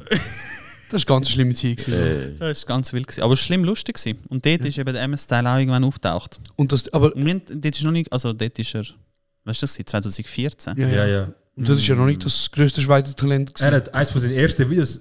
Ist aus dem NJ, oder? Ja, ja. Nein, gerade vorne dran bei der Dings, bei der Brücke. Bro, wir haben so viel Scheiß gemacht, du checkst eben nicht. Wir haben irgendwann haben wir sogar einen Narchill-Gruppenchat im WhatsApp. Überlegen wir mal schnell. All süchtig, all dort am Hängen und irgendwann plötzlich hast du einfach so 5 verschiedene Gruppen, wo eigentlich immer alle so ein bisschen einzeln hingekommen sind. Plötzlich hast du eine Gruppe und dann sind wir Champions League Deko schauen und das Riesenkäferfest. Und ich meine, ihr wisst, wie gross der Raum dort oben war. Bro, also scheiß mal auf Champions League. Jetzt wollen wir schnell. Und nachher ist der MS-Style gekommen und wir so dancen und so. Und wir haben nachher in dem Chat immer geschrieben, MS, zeig, komm vorbei, mach den Helikopter und so weiter und so fort. Und immer wenn er kam, sind wir alle am Durchdrehen gewesen. Und nachher, und nachher ist er reingelaufen und nachher hat er den Helikopter gemacht und wir alle am Durchdrehen und so. Bro, und ich meine, weißt du, ich Also bin dann... warte, er ist... Noch kurz. Für mein Verständnis. Auch für die anderen. Ich sage, Bro, komm, du machst den legendären Helikopter-Move. Wie habt ihr gewusst, dass er den macht? Wie sind ihr auf den gekommen zum Beispiel? Bro, es ist einfach sein Tanzmove. Er ist schon mit mir gelaufen, hat es gemacht. Bro, wir haben ihn auf YouTube gefunden, Ah, ist schon. dass er die Videos aufladet, wie er danst und so. Kannst du nicht seine Moves und Ja, ja, ja, macht und nachher Tektonik, ja. richtig geil. Und nachher hat er irgendwann auch mal den Kniebrecher, wir haben ihn dort mal noch so genannt. Ja, Also bevor er Helikopter geheißen hat, hat er Kniebrecher Vielleicht geheißen. marketingtechnisch besser. Ja. Der Kniebrecher oder der Nein, Helikopter besser. Und er hat es voll geil gefunden. Und wir haben es schlimm lustig gefunden auch. Und er ist voll hyped up. Nachher ist er gekommen, läuft er rein und so. Und nachher hat er schnell den Helikopter gebracht und so. Und dann ja, haben wir wieder weiter. Bro, ich bin eben einmal dabei gewesen, wo das Spektakel passiert ist. Dann habe ich das alles Felix gesagt. Ich so, Bro, was läuft? Dann sagt er, Bro, Also, chill. es ist gab. Nein, er so, Bro, chill, herrsch ein bisschen. Ich so, was nicht? Egal, Bro. Lass ihn einfach Freude haben. Bro, das Beste, was ich gefunden habe, ist... Das ist so eine legendäre Er hat Sache. ja sein Bruder, der... Fittige Gang. Das ist Freude gern. Der ist auch... Mike. Ja, der ist auch ein bisschen durch die Decke ein bisschen gegangen, oder? Und der Claudio Plain Comedy, übrigens, ich sage bis heute... Du weißt schon, dass er das Ding ist uns in den Chat geschickt worden, bevor das viral gegangen Okay. ist. Das ist so, wir haben das schlimm lustig gefunden. Wir so, ja, wieso verspricht er sich so fest? Was hat Und nachher... Wer hat gesagt, lass du Social Media? Sag Wer hat ehrlich, wer gesagt? hat gesagt? Bro, ich weiß wirklich nicht mehr. Aber der Einer von ist ein Typ, Aber Bro. ich weiß wirklich nicht mehr, wer es war. Aber es ist, irgendwann ist es plötzlich umgegangen und nachher ist es mir zugeschickt worden. Ich so, wie mir das Video zugeschickt und so. Wie ist das entstanden und so. Ey, wir haben das so vergrölt, ja. Ja, aber auf jeden Fall, der Claudio, der Plane Comedy, hat angefangen so mit dem Schreiben, weißt du. Und Er hat angefangen zu managen. Genau, dann angefangen zu managen. Und er so Story postet, weißt du, so auf seriös, aber auch ein bisschen, weißt du. Und dann postet der Claudio eine Story, wie der Friedrich Gang ihm schreibt, Bro, er hat ein Foto mit mir machen. Er verlangt 20 Stutz. Und nachher siehst du einfach, Bro, 3-4 Wochen später, ein Kollege von mir schreibt so, hey Bro, zu geile Sicht, kannst du ein grosses ausrichten, ein grosses Video machen für meinen Kollegen, Ja, einfach Stutz verlangt er oder so, ja, 100 Stutz. 100? Ja. Nein, Bro. 100 Stutz hat Der er hat immer ja so gezahlt. 15. Bro, er hat Das ist egal. Oh. Gut, Angebot und Nachfrage, aber das ist schwer also dumm. Cool, ja. 100 Stutz. Ich glaube damals, also, oder was ist 5 schwer? Stutz oder so? 5 Stutz? Nein, Sagen wir- 15. sagen wir- Wirklich? Hat er schon verlangt, Bro. Sagen wir 20. Okay, sagen wir 20 Stutz. Auf jeden Fall hat er die 20 Stutz verlangt und nachher hast du immer wieder gesehen, Stories von Claudio, wenn er einfach der Chat liegt mit ihm. Immer wieder so. Wenn er verhandelt ist, er so, Bro, über das, verlang das, über das, verlang das, über das, verlang das. Und irgendwann mal, ich weiß nicht, ob er noch lebt, Bro, irgendwann mal habe ich ein Video von ihm gesehen und er gesagt hat, er schafft nicht mehr. Wer hört ihn noch von ihm? Oder hörst du ihn noch? Weißt du nichts von ihm? Nein. Ja, er hat ja ein paar Mal probiert, wieder Fuß fassen, indem er das Video hochgeladen hat, wo er sagt, it's Friday again. Ah, schon? Ja. Ja, auf Insta in dem Fall. Ich glaube, er ist sogar mal, also, vielleicht tust du mich auch, er ist so Talent schon gegangen, er so. Nein, das ist der Helikopter. Ja. Wir haben ihm gesagt, melde dich an. Die sind so missgut. Ey, wirklich. Die sind so Arschlöcher Wirklich. gewesen. So Arschlöcher. Ich schwöre, Bro. ich habe es nicht gestartet, Klar, aber ich du, habe mich Bro. schlimm vergrölt. Ich habe mich wirklich, ja, wir haben auch so Wettrennen gemacht. Er immer so, ich bin mega schnell und so. Und, Wie? und nachher haben wir einen gehabt, er war Bayern-Fan gewesen. Wir haben ihm gesagt, er ist immer Bayern. So, einfach alle ein bisschen gaga gewesen in dem Laden, oder? Und er war recht fit gewesen. Und nachher wir so, ja, mach Wettrennen. Nachher wir alle dort. Nachher sind wir einfach raus. Bei der Rosengartenstraße, Ja. die 30er-Zone, Ja. wo ja durchab Wo durchab geht. Oh Sie machen einfach durchab Wettrennen. Bro, ist der... Ist er auf die Fresse geht? So knapp. Und er hat so ein Auto gehabt, so ein, ich weiß auch nicht, so ein, Wahrscheinlich ein Fiat. so ein Subaru, ich weiß auch nicht. Und er hat sich eine voll geile Anlage eingebaut. Und nachher der Amar. Er sagt ihm so, ja, fahr vor das Nordschil an, so dort auf den Fußgänger. Und nachher mach Musik an, weißt du, so, und steig aus dem Auto raus und so. Und tanz. Und tanz. Und Nein. nachher, wir haben es nicht gehört, weil es nicht so laut war. Und Nordschil hat schon rechte Scheiben drin gehabt. Nachher wir alle so, ja, tun wir jetzt voll tanzen und so, wir haben es auch gehört und so. Nachher siehst du alle wir so dort drinnen so am Dancen und so. Und Das ist so schlimm. Leute nennen es Mobbing, glaube ich, ich weiß auch nicht. ist Aber Also, er- rückblickend, Bro. Schon Mobbing, aber... Imam sagen, mach dies, mach jenes, Bro. Nein, Mann. Aber er hat sich, glaube ich, voll gefühlt. Das ist schön. ja, also er war auch immer im Chat drin. Es war nicht so, gewesen, dass er nicht dabei war und so. Darum. Ja, fix. Ich weiss nicht, ob Aber das schon voll ein bisschen- Gewicht verhebt. Schon ein bisschen an der Grenze. gewesen. Hey, und eben in dem, also man muss gleich sagen, das ist ja, gibt es den Laden noch? Nein, der ist jetzt ist er so, ich war Ohne ja ab und Scheiß. so wieder vorbei, ja. Ist jetzt nicht mehr da? Jetzt nicht mehr da, so Also, ein halbes Jahr. Es hat glaube ich, nicht, oder es so. hat nicht, Aber er ist tot gewesen, nachher, wo wir Das noch haben wir gegangen sind. Logisch, Bro. Ja. Die Bruder. So, ja, vielleicht kommt der Felix in 2 Jahren wieder, Bro. Warte mal, halten wir durch, Bro. Bro, also er hat überlebt sogar die Zeiten, wo sie Wasser Evian-Flaschen aufgeschraubt hat, mit Handwasser gefüllt hat und wieder zugeschraubt hat. Das Ja, hat sie überlebt. Na, das ist eigentlich so ein bisschen der Knickbruch gewesen, Ja, glaube ich. ja. Der Dardi hat es nicht so lustig gefunden. Bruder. Der hat es Weißt, nicht so lustig überleg mal, die sind seit Jahren die sind Bro, Jahre das ist ein Pitch-Move. in diesem Laden, gell? Löhnt Geld um Geld um Geld. Man muss auch sagen, chillig von ihm, dass er euch lässt, illegale Pokerspiele und so machen in diesem Laden. Auch chillig, Bro. Aber einfach Wasser 4 Stunden verkaufen, wo er vom Hahn rein leert und nachher wieder... Ey, Bro, ist er Kurt gewesen, der Türk? Mhm. Ja. Fair. Aber es war aber nicht er gewesen, es ist der Mitarbeiter. Ich weiß auch nicht, was Er hat gesagt, mach so, Bro. Ganz einfach. Bro, letzte... Ja, es ist wahrscheinlich einfach, weil keine Evian rum sind und die anderen wir haben immer nur Evian getrunken. Und dann sind sie so, fuck, wir haben schon wieder kein Evian mehr. Wir Bro, haben zusammen wieso? Schiss über.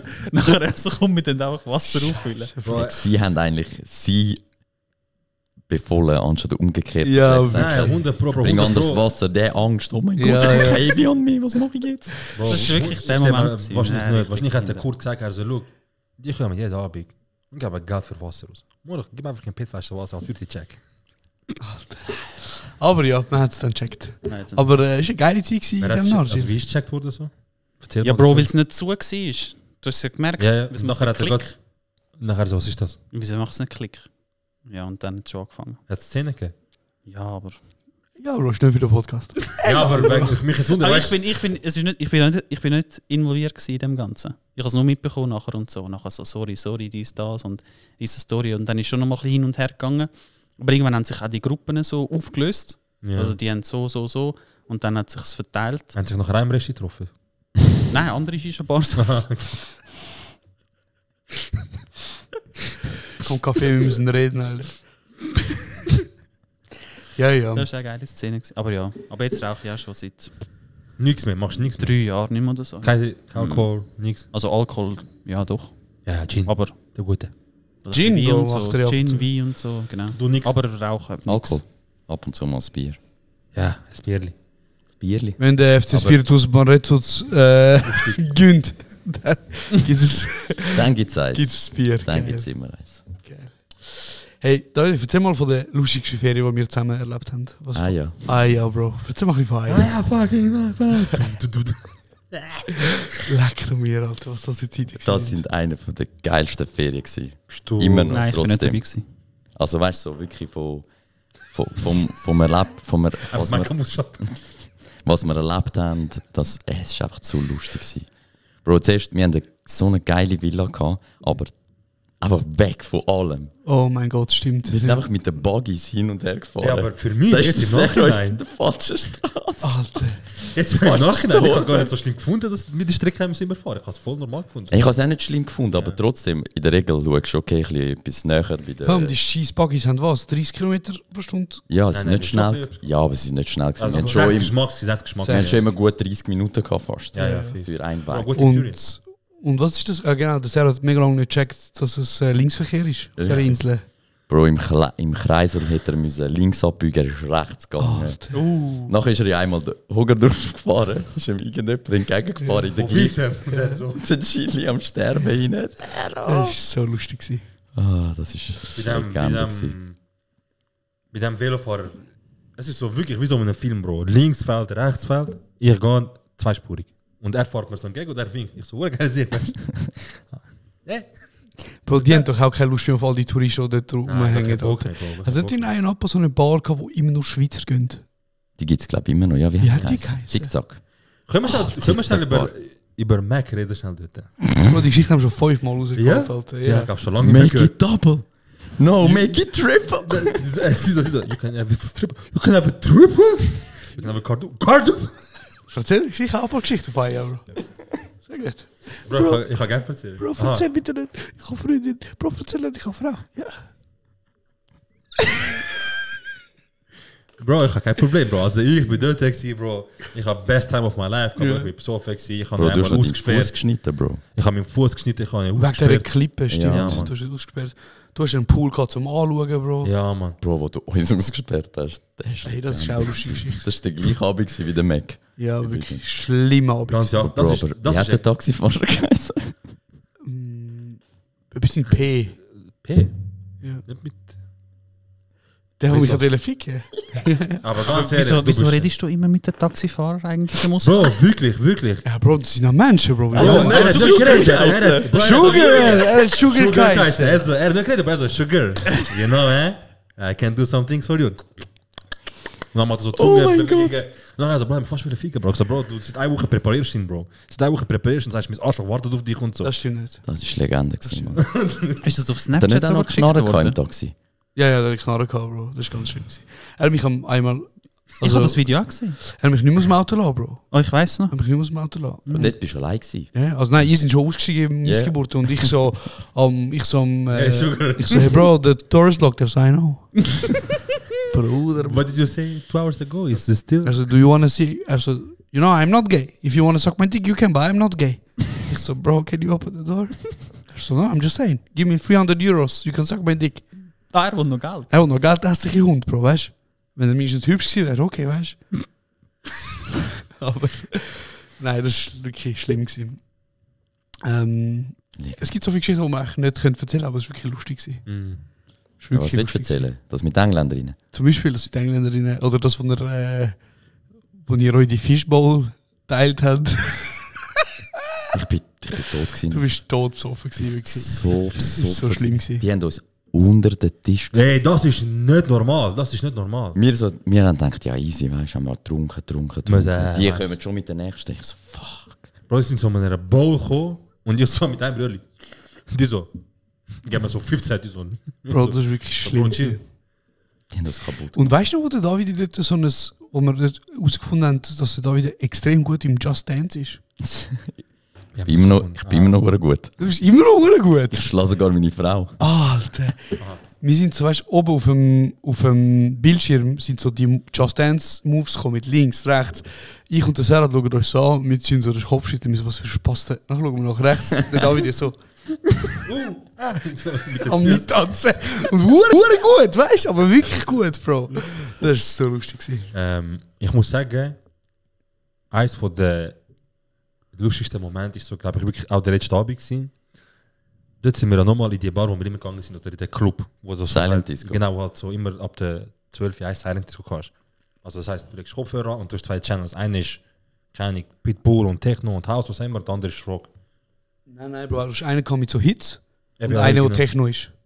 Ich glaube, einer ist Hits und Rock, sind nicht? Oder Techno. Egal. Auf jeden Fall hast du dann das irgendwann angelegt und irgendwann mal, weißt du, bist du am Sound, dann gehst du zum Kollegen und weil du die ganze Zeit so hörst, du so, nimmst das ab und du fängst voll an zu schreien, dein Kollege.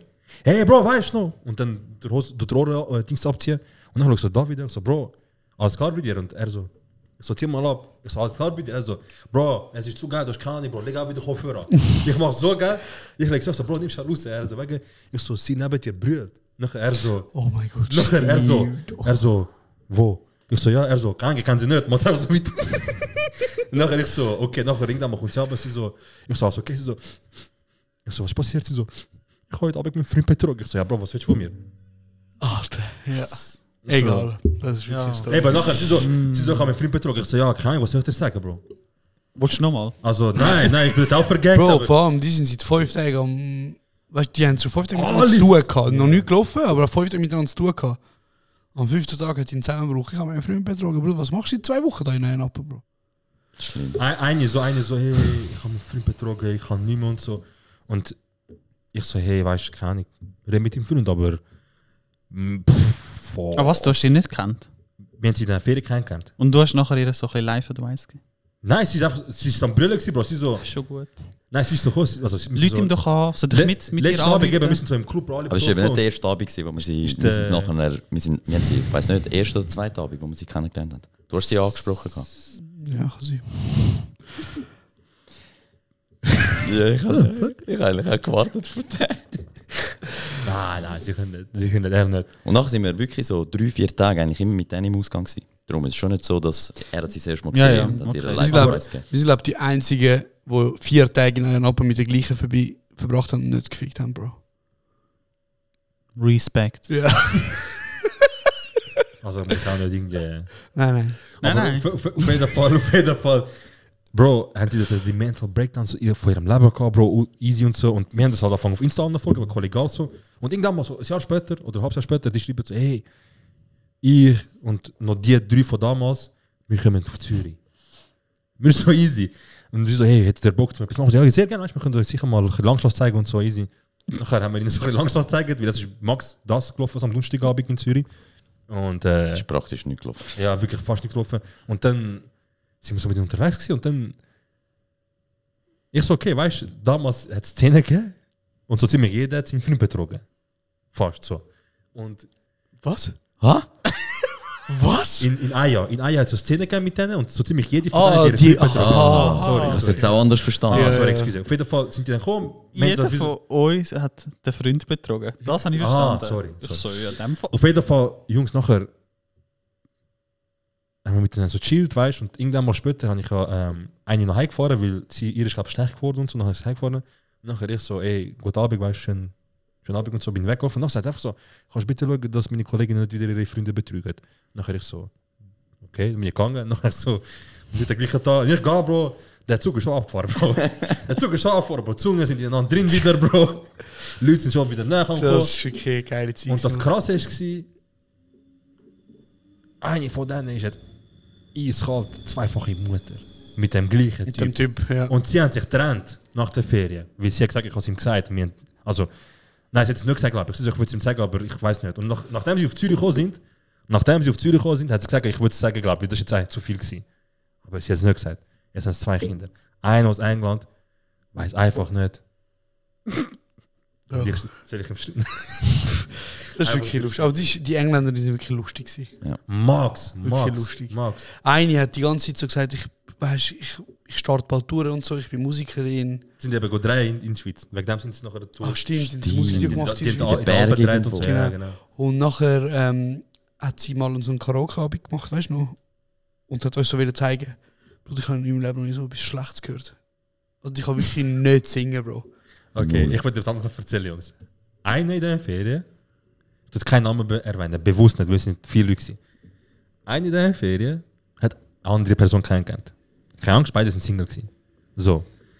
Aber eine Person hat einen Gefallen daran gefunden, dass sie so 35 ist. Und die eine Person so, Bruder, look, wir viben und alles, was ich wollte, ist, wenn wir viben, ein Kuss. Ein Kuss. Und wir haben nichts gleich getan. Wir so, Bro, weißt du, keine Ahnung, rede einfach und so. Und irgendwann in Zürich, wir haben reden, ich höre so im Ecke so, okay, but one kiss. One kiss, please. Sie so, I'm getting to know someone. And, okay, but fuck him, one kiss. Weißt du noch, das Lustigste wirklich an diesen Dingen war, Bro, ich glaube, die Geschichte habe ich auch schon erzählt zwar, aber ich habe mit so einer Animateurin, die dort so in diesen Clubs geschafft hat. Oh mein Gott. Bro. Er hat immer so das Gefühl gehabt, so, der Savior, also komm mit Schweiz. Ich gebe dir alles, was du so ein Bullshit, Bro. Aber wir haben das war auch in den Dings, oder? In der Silent Disco. Ja, genau. Yeah. Und Bro, wir haben es super gut gehabt zusammen. Also weißt du, so. Ja. Los, wir haben es wirklich gut gehabt. Und dann habe ich den Jungs gesagt, so nach 3-4 Abenden, wir haben immer wieder zusammen geschnurrt. Weißt, ich war mit anderen und so, sie haben geschafft, wir haben immer wieder zusammen geschnurrt. Dann habe ich ihnen gesagt, ey, habe ich den Jungs gesagt, hey Jungs, ich glaube, ohne Scheiß, da könnte etwas laufen. Und dann sagen die mir so, ja sicher, Bro, weißt, man merkt es ja auch und so, weißt du, wow, bist Voll, stimmt, so. Ja. Schlimm, aber letztes Abend ist das, was du jetzt sagst, gell? Letztes Abend, ja. Okay, oh mein Gott. Ja. Dann sagen sie mir so, Bro, geh doch, weißt du, ich meine, Bro, nein, du musst wirklich reingehen. Dann dachte ich so, Bro, aber das ist doch Animateurin, weißt du, das ist doch ihr Job. Und die all 3, nein, Bro, nein, glaub mir, die wollte etwas von dir. Das merkt man, weißt du. Man sieht, Bro. Man sieht und so, aber weißt du, so auf... Der Funke ist übergesprungen, Bro. Bro, auf Vatergrad ernst, weißt du, nicht irgendwie so Szenen machen. Dann ich so, also Jungs, ich glaube, heute spreche ich sie ja. Dann gehen wir so in den Club dort, Bro, sie ist wieder dort, sie sagt so, ah, schön bist du tanzen, ich habe dich vermisst, bla bla, wir reden. Dann habe ich ihr gesagt, ich habe mir so meinen Mut zusammengenommen, weißt du. Und ihr hat gesagt, ey, look, ich weiss, es ist dein Job und so, aber ich wollte nur schon sagen, ich fühle dich hure. Und vielleicht, wenn du heute fertig bist mit Arbeiten und so, können wir noch ein bisschen zusammenhängen und so. Dann sagt sie, oh nein, du hast etwas völlig falsch verstanden, also ich mache meinen Job. Er so, ich auch, Hengsten. Und nachher gehe ich so zu den Jungs, ich sage, hey Jungs, sie hat das gesagt. Nachher, weißt du, was sie mir sagen? Du Spaß, du Opfer. Was hast du als Gefühl und so? Die macht dir einen Scheiß-Job. Ey, das Lustige ist, Felix, du musst dir vorstellen, der Club ist so ein bisschen wie heisst der Steinzeit-Kinderfilm von früher? Flintstones. Ja, genau, sind das so ein bisschen, das war ein Team von dem ganzen Schiff. Geil. Und draussen, also der Balkon, so quasi Terrasse, ist so halt offen gewesen, so, und dann hat es so wie so eine Ecke gegeben, wo wie quasi höhlenähnlich war. Und wir so, Bro, weißt du, Wallah, weißt du, wir sehen, der Funke ist gesprungen und so. Also, tamam. Und sie ist dort in dem Cave drin gewesen. Er geht ins Dunkle, Bro. Und du weißt, der Josh gibt sich mehr, wenn er so T-Shirt offene Hemd. Verstehst du? Und der Bruder so, okay, Jungs, okay, ich versuche, ich kann. Mir so easy. Und irgendwann mal, ich sag so, der Josh so, auf Dunne, Bro. Er kommt aus dem dunklen Dings raus, er so, hey Jungs, ich habe gefragt und sie einfach so, ich mache nur meinen Job. Mir so, Goofy, hast du echt gedacht und so. Wie meinst du das? Ja, Jungs, ich glaube, es läuft nicht mehr da. Mir so, Bro, komm ein bisschen saufen. Und dann haben wir gut in den Becher. Ey, wie sind noch die ganz grusigen, hässlichen, roten... Die Shots. Ja, von dem haben sie Shots, aber er hat Drinks verkauft, Mann. Ja, ich weiß auch nicht. Aber ich glaube, ein Napa sind wir... Wie lange sind wir da gewesen? Eine Woche? Eine Woche. Ich glaube, wir sind jeden Tag besoffen. Jeden Tag, das könnte ich heute auch nicht mehr. Nein. Weißt du das letzte Mal besoffen gewesen? Außer du hast das Wundermittel von dort. Oh mein Gott, das ist auch crazy, das haben wir auch schon erzählt, ja. Sind Sie das letzte Mal besoffen gewesen? So richtig so? Ich habe meinen Junggesellenabschied. Wo bist du? Also so kotzen oder was? Nein, einfach besoffen, Bro. Kannst auch besoffen. Nein, der Kostenbrüder. Ja, schlimm. Ja, aber da, der kostige Musik. Geil, Bro. Wo bist du am Junggesellenabschied? Also ich habe 2 gemacht. Einen sind wir auf Norwegen mit meinen Brüdern und meinem Schwager. Dort war mehr so... Der Schwager, den wir auch kennen? Ah nein, blöd, sorry. Nein. Das ist Cousin, ja. Ja, genau. Sorry. Nein, meinen Schwager kennst du nicht. Ja, sorry. Sind wir auf Norwegen, haben wir meine Brüder geschenkt, sind wir so ein bisschen go mit den Schlittenhunden fahren, Schneetöpfe etc. Das war mir so easy gewesen. Und da in der Schweiz sind wir dann mit meinen Jungs, mit meinen Brüdern. Sogar, Du hast der Schwager nicht dabei gewesen, ja? Oh, der Schwager auch. Scheiße. sogar mein Schwiegervater ist dabei Ach, was, Bro, hast du gute Beziehung zu ihm? Ja, ich kenne ja meine Frau auch schon seit immer, sozusagen. Ja. Und dann sind wir im Astra gewesen, in Zürich. Im Puff? Das ist kein Puff. Chill, Bro. Ich weiß nicht, was ist Astra? Das ist an der Löwenstraße, ist so ein Restaurant, wo du essen kannst. Und aber ein gewisses Das Restaurant, wo kannst du essen sogar? Sorry, es tut mir leid. Sorry. Ja. Sorry. Ja. Was ich will raus, du kannst essen und ab dem 10 Uhr so machen sie wie eine Bar, machen sie eine Party. Einfach Scorpios. Auf Scorpios in Mykonos, ja. Ah, okay.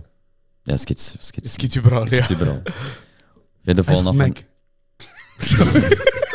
Jeder Mac hat 12 am Wochenende. Nachher haben meine Kollegen angefangen. Ich habe auch wieder nur mit Bier angefangen, weil ich trinke eigentlich schon nichts anderes. Nachher haben meine Kollegen angefangen mit dem Moe Eis. Ich weiß nicht, ob du kennst, die weiße Flasche. Sind ihr ohne Scheiß auf Moe-Trip gegangen? Ey. Krass. Sie haben eingeschenkt. Ich bin am Schluss so kaputt gewesen. Wegen Moe? Ja. Ich habe so viel hast du irgendetwas gesagt, wo du nachher gesagt hast, Alter, schade, hat das gesagt? Nein, aber was peinlich war, ist ich dort... Dass du mit Moe besoffen bist? Nein, wieso? Jungs, können wir mal ein bisschen einsticheln? Was ist denn da los, Alter? Ja, es ist schlimm an Moe, ich weiß nicht. Was Moe, Bro? Was Moe, Bro? Das ist nicht. Der Hashtag, Bro. Was Moe, Bro, ich habe kein eigenes Insta, ich habe nur für meinen... Okay, das ist von Twitter. Ist da was, Bruder? Das ist einfach High Society Lifestyle. Moe. Ich habe nachgeschrieben, was sagt ja, was Moe, Bro? Okay, Bro. Ja, ich bin nicht in dieser Bubble gewesen. Auf jeden Fall, das Schlimmste war, mein Schwiegervater war ja der, mein Vater war der und ich dort am Kotzen. Bodenlos. Hast du in die Lounge reingekotzt? Nein, ich bin raus und habe dort gekotzt. Aber haben die Leute gecheckt, so der ja, Brüder gekotzt? Alle haben gewusst, ich bin... Hey, Bro, Gas. So, kennst du den Moment, wenn du nur so dort hockst? Ja, da haben wir den schon oft an dir gesehen. Du weißt, Scheiße, jetzt muss ich kotzen. Scheiße. Nachher ich raus. Ja, dort am Kotzen, mein Schwiegervater, hey, alles gut. Und das Ding ist, auf der Heimfahrt auch noch, habe ich auch noch anhalten. Oh nein. Der Gute. Hat es einen Uber gegeben? Nein, wir sind... Ich glaube, mein Bruder ist mit dem Auto gekommen.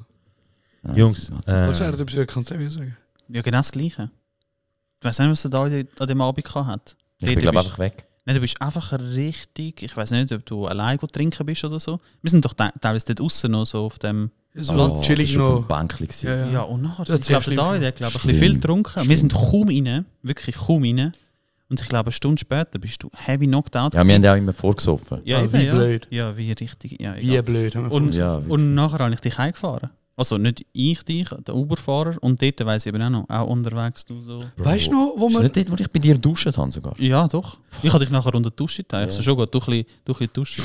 Weißt du noch, wo wir an der Homeparty in Tös waren? Bro, und... Ich bin ja schlimm gehabt. Bro, los jetzt. Bro, an dem Abend, ein anderer Kollege, ich sage seinen Namen nicht, die waren Missgeburt, und ich sind so unter David, sind die Ausgang gewesen. Und Bro, ich habe mit einer dort etwas gehabt. Okay? Ich mit einer, der Kollege mit der anderen. David vollkommen besoffen. Und ich habe gewusst, Bro, ich liebe meinen Kollegen, den anderen. Aber ich habe gewusst, damals, wenn der Bre 5 Minuten allein lässt... Gibt es einen Move, der nach ihm benannt wurde? Ja, genau. Okay, ja. Wenn der Bre 5 Minuten allein lässt, dann klaut deine Frau, Bro. Bro, er klaut nicht durch deine Frau, Bro. Er klaut alles, Bro. Er klaut den ganzen Abend, Bro. Bro, ist es. Bro hat sogar meine Jacke geklaut. Der Dreck, Alter. Bro, los jetzt. Der ist nicht allein lassen. Scheiße. Und am David, Bro, ich bin im Dilemma gewesen. Am David ist wirklich scheiße gegangen. Schlimm. Wirklich beschissen. Ich habe ein Uber bestellt. Und das war ja damals, wo Uber noch nicht so ein Ding war. Frisch neu. Damals hast du noch mit... Ja, damals hast du mit Uber noch alles machen. Heutzutage haben die Uhren sind ja so recht und so scheiße. Damals hast du alles machen mit denen, Bro. Hast du sagen, fressen, fahren, bring mir das und so. Bro, los jetzt. Wir gehen ins Uber. Ich tue David ins Uber rein. Schnall ihn an, wenn der Gürtel nicht wäre, er würde runtergehen. So der Style. So schlimm wasted bin ich. Bro, es war so wasted. Und nachher schaue ich ihn an und der David macht so... Er hat so meine Hand. Ich so, ja Bro. So, Bro. Ich weiss, du willst ficken. Geh rein. Ich so, aber Bro, das geht dir nicht gut. So. Bro, fahr mich schon heim, schon gut. Lass jetzt. Ich gebe ihm meinen Hausschlüssel. Er ist jetzt voll motig, gell? Also der Bruder lässt mich wirklich jetzt durchziehen. Oder ich nehme meinen Schlüssel, Hausschlüssel, ich gebe am Uberfahrer meinen Schlüssel, plus gebe ich ihm noch 20 Stutz extra. Ich so, bring ihn ins Bett. Gib mir einen Kuss noch still. Los. Ich mach die scheiß Schiebetüre zu, und da wieder. Also, sag meinen Namen, wenn du kommst, sagt er mir noch so etwas, weißt du? Easy, Bro. Türe zu, Auto fährt weg, ich gehe zurück, voller Elan. Ich sehe die Frau, mit dem er vorher war, ich merke so. Ich habe Panik, Bruder. Ich schaue um, links, rechts. Ich mache Wette auf. Er mit ihr am Ummachen. Ich so, schon, hä? 3 Minuten habe ich allein lassen. Also, Bruder. Ja, egal. Aber so, der. Krass. Und das Ende dieser Geschichte ist, ich habe am nächsten Tag Match gehabt. Oh mein Gott. Und der Kollege hat meine Jacke gehabt. Mit dem Schlüssel? Mit dem Autoschlüssel, stimmt. Ich musste ihm anrufen, ich bin mit dem Bus zu der Person, wo ich jetzt sein soll. Genau. Dinkelberg. Ja. Um den Schlüssel zu holen. Nachher ist der Kollege auch mitgekommen, mit dem Bus retour. Ich habe sogar noch einen Match geschafft, aber riesen Stress gehabt. Ja, Mann. Das ist ein Peach-Kollege früher. Aber wisst ihr, was mir jetzt... Es kommt mir letzte Zeit verdächtig oft in den Sinn. Wir haben unser Uno, und es hat ja einen Abend gegeben, wo wir das noch ein bisschen spiced haben. Hast du gewusst, dass der Erfinder von dem Uno eigentlich der Felix ist? Nein. Also von dem? Ja. Nicht von dem? Nein, mit den Zahlen und so. Ich habe das ja damals in die Gruppe reingebracht. Das Uno, das wir speziell gespielt haben. Ich liebe es. Und ich habe das aber damals im Nargil gelernt von ihnen. Genau, also wir haben in dem Fall durch den Felix ein anderes Uno kennengelernt. Und dann haben wir das noch gespeist. Wir sind bei damals Josh und Jona daheim in der WG. Wir haben das gespeist. Wir so, weißt du was? Der in der Runde verliert, muss seine Hand ausstrecken und kann sich auf jeden flattern. Okay? So. Wir kennen uns. Wir wissen, wie wir sind. Das ist nicht mehr eskaliert. Bei den ersten 2 Leuten sind wir entspannt gewesen. Wir sagen, komm, weißt du, so. Also jeder, der verloren hat von allen eine kassiert. Genau, so wir sagen, komm, weißt du, schon nicht fein, aber wir so, egal, weißt du, Tamam. Nachher ist der Thailand dran gekommen. Bro. Der hat so schlimm kassiert. Nein, jemand hat verloren oder Thailand. Ich glaube, du hast verloren und nachher... Hat der Thailand bei hat dir? Ihm aus dem Nichts, grundlos ausgeholt. Aber so richtig fest. Keiner, jeder weiß erst, jeder so, ey Bro, easy, Tamam, weißt du, ein bisschen fest, entspannt, aber er so, bleib so. Er so, was? Bleib so. Er so, Bro, was machst du? Bleib so, Bro. Er so, du weißt, ich bin noch, bleib so. Easy, nachher hat er voll ausgeholt und mir so, Thailand, du weißt. Ja Jungs, irgendwann muss ich Spiel anfangen, oder? Mir so, okay, Tamam. Und nachher, wir so alle, gehen auf den Thailand. Bro, das ist so schlimm. Wir haben ihm die Karten gegeben, Bro, nachher hat er verloren, Bro. Und er tut seine Hand führen. Und er so, Jungs, lass mich als Letzte. Lass mich als Letzte, Bro. Und er hat schon gewusst, dass er wird kaputt gefickt werden. Bro, er tut seine Hand raus. Und ich glaube, der erste bist sogar du, der ich gewesen. Weiß nicht mehr. Bro, wir wollen ausfallen, er so, und wir so, Bro, lass doch dort. Jungs, übertrieben nicht. Bro, du hast gerade vorher, hängst doch jetzt schnell. Er tut seine Hand raus, Bro. Wir holen aus, jeder von uns. Ich glaube, jemand hat sogar noch ein bisschen Mitleid vor dem Felix. Jemand so, Bro, scheißegal. Weil jeder hat gewusst, es ist schon rot gewesen, Bro. Und der Felix macht blau nachher. Bro, der Felix hat so geschlagen, dass seine Hand auf den Tisch geht. Bro, er ist blau geworden nachher. Bro, das ist schlimm gewesen. Bro, nachher er so, Bro, vorher, Also. Er so, was ist ein NNT, Bruder? Nicht mein Tür. Ja. Mit Tür, Oder aber nachher Leute nicht da. Weißt du? Ja. Was für eine Szene. Bro, nachher er holt aus, Bro. Und der Thailand, er so. Ich weiss noch, nachher ist ihm seine Hand richtig gut. Bro, ja, wenn du willst so lachen, aber du kannst nicht, weil du kannst unterdrücken. Also. Ich glaube, schnell müssen rausgehen. Bro, er ist hässlich geworden. Er so, Jungs, ich bin nicht mehr. Wir so, Bro, du hast doch angefangen mit dem Scheiß. Du hast doch angefangen, wir sind entspannt. Wieso hast du übertrieben? Bro, die Hand ist blau geworden nachher. Und nachdem, wo ich die Hand gesehen habe, ich so, Friedrich, ist wirklich besser, spielen wir das Spiel nicht? Nein, Jungs, machen wir fertig. Das war ein ganz geiler Abend. Vor allem, weil halt bei jedem Scheiß immer an diesem Abend sicher 3 Schüsse rum waren. Wir haben immer wieder Blutergüsse gehabt, gell? Weil genau, so Blutergüsse so dummes Spiel. Wirklich so einfach Uno-Spiele zum Kassieren. So dumm. Und nachher immer im Chat geschickt und so, gell? Was hast du? Nachher im Chat geschickt, so. Während die blaue Hand und so. Voll behindert. Ja, was ist noch... Was fällt mir noch ein? So, sind nicht wir zusammen in Barcelona gewesen? Bin ich nicht... Barcelona? Ja. Und ihr gehört, Barcelona? Ist das ein... Nein, wir sind UNO spielen auf Amsterdam. Amsterdam sind wir zusammen gewesen, aber sind wir nicht noch in Barcelona gewesen zusammen? Sind wir in Barcelona gewesen? Nein, ich und Melos, glaube ich. Nein, Ist das nicht der Gili gewesen? Oder der Gili. Gili, Ah, stimmt. stimmt. Also nein, weil der Chili ist mit dem Melos und mir auf Barcelona. Ah, und wo ist Bitch Singt gewesen? Wo ist Bitch Singt gewesen? Weißt du noch Bitch Singt? Ja, wo ist das gewesen? Ist das... Bro, ich kenne die Geschichte, Bro. Das ist eine ganz klare Geschichte. Bro, ich glaube, wir lassen es lieber sehen. Ja, aber es ist ja lustig. Ich glaub, Aber wo ist Bitch Singt gewesen? Ist es Norwegen? Nein. Norwegen? Nein, sie ist Norwegen gewesen. Ja, aber es ist in einer anderen Stadt gewesen. Sie sind nicht in Barcelona gewesen. Einfach so. Soll ich euch sagen, wo ihr gewesen sind? Nachher können wir es auch sie lassen. Wo? Weil ich sage, doch lassen wir sie. Valencia, Bro. Oh. Nein, warte, Valencia bin ich mit Valencia dir bin ich gewesen, mit dem Davide. Du bist ja Valencia komplett... gewesen? Nein, Ja, aber nein. mit dem Melos. Ey, schau, wie verwirrt. Ja. Egal, Bro, auf jeden Ich Fall. weiss noch. Wo ist das gewesen? Doch, ihr sind zu dritt in Barca gewesen. Nein. Was, Barca? Oder? Sind wir in Barca gewesen? Hey, Bro, ich weiß es wirklich nicht. Du bist doch... Oh du mein bist Gott, doch jetzt nachher kommt- mit, also- mit Buch... Ah, das war in Amsterdam gewesen. Mit dem das legendäre Foto, wo du mit in dem Zimmer hast, wo du Badtuch hast. Das ist Amsterdam. Okay. Ja, das ist einfach Amsterdam, ja. Bro, in Amsterdam sind wir auch gewesen, 3 Tage zum UNO spielen. Ey, Amsterdam ist eigentlich die Story hat angefangen mit, du hast ja das Hotel reserviert. Magst du dich erinnern? Ich weiß nicht mehr. Oh mein Gott. Nachher hat Josh geschrieben, er so, ja, wir sind das dritte, wir wollen ein Zimmer haben. Einfach so, dass wir alle zusammen sind. Mhm.